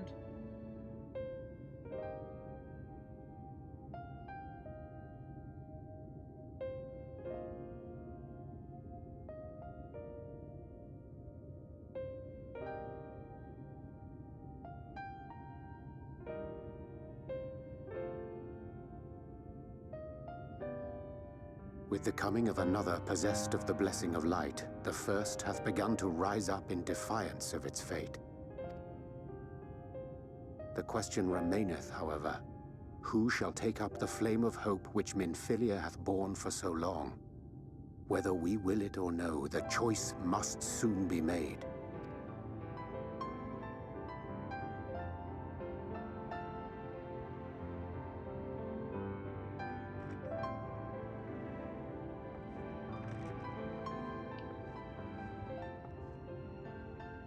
I'm sorry I took so long. It was so hard to choose. In the end, I settled on just the one. That is well. Now, if all is in order, let us set forth for Lida Loran. Poor Thancred. I don't think he knows how he wants it to end. Or he doesn't want to put it into words because he cares about both Minfilias, and in order to save one, he has to sacrifice the other, and there's no choice in the matter. And that's eating him up inside, clearly, which is why he doesn't want to give voice to it. Especially when he knows, or he can probably tell that, like, Minifilia has a very, or Minifilia of old, our Minifilia, has a very specific, or probably has a particular way she wants this to end. That being said, it's like past 11 o'clock at night, and I am very eepy. So I think I'm actually going to finish this quest during tomorrow's stream. I will be back tomorrow at 7:30 Central with more Final Fantasy XIV, where we're going to start the process of being able to gain access to the castle so that we can fight Titania. I will also be streaming at 8 o'clock Central on Friday. We'll be doing Friday Night Rites. Asterisk next to that one because I'm getting my COVID and my flu shot on Thursday.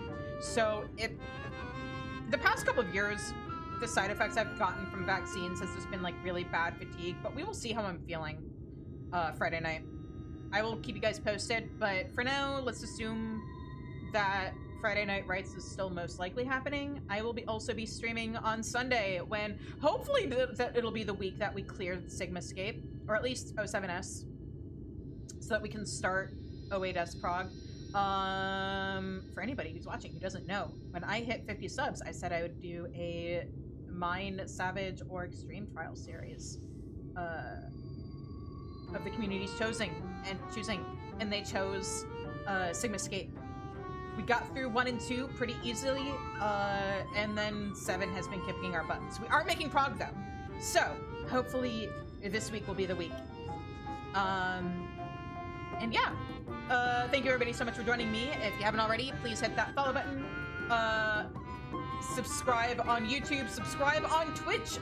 If I can get to 25 non-gifted subs by the time I finish Shadowbringers, I will do the Nier raids on Black Mage. Otherwise, I'll be doing them on my main, which is Bard. We'll be doing the Alliance raids with 15 people, minimum item level, no echo, because that's how we do things in this house. So, yeah. And, yeah. Oh, also follow me on Tumblr, follow me on Instagram, follow me on Blue Sky. I am Shizuchi's in all of those places. And yeah, until I see you guys again, who should we raid tonight? Who is streaming tonight that we can raid? Yuzi is streaming. Let's raid... Yeah, let's raid Yuzi. She is in post Shadowbringers from what I understand. So, yeah, she's blazing right through things. Let me mute. There we go. Okay. Help if I was typing in the right place.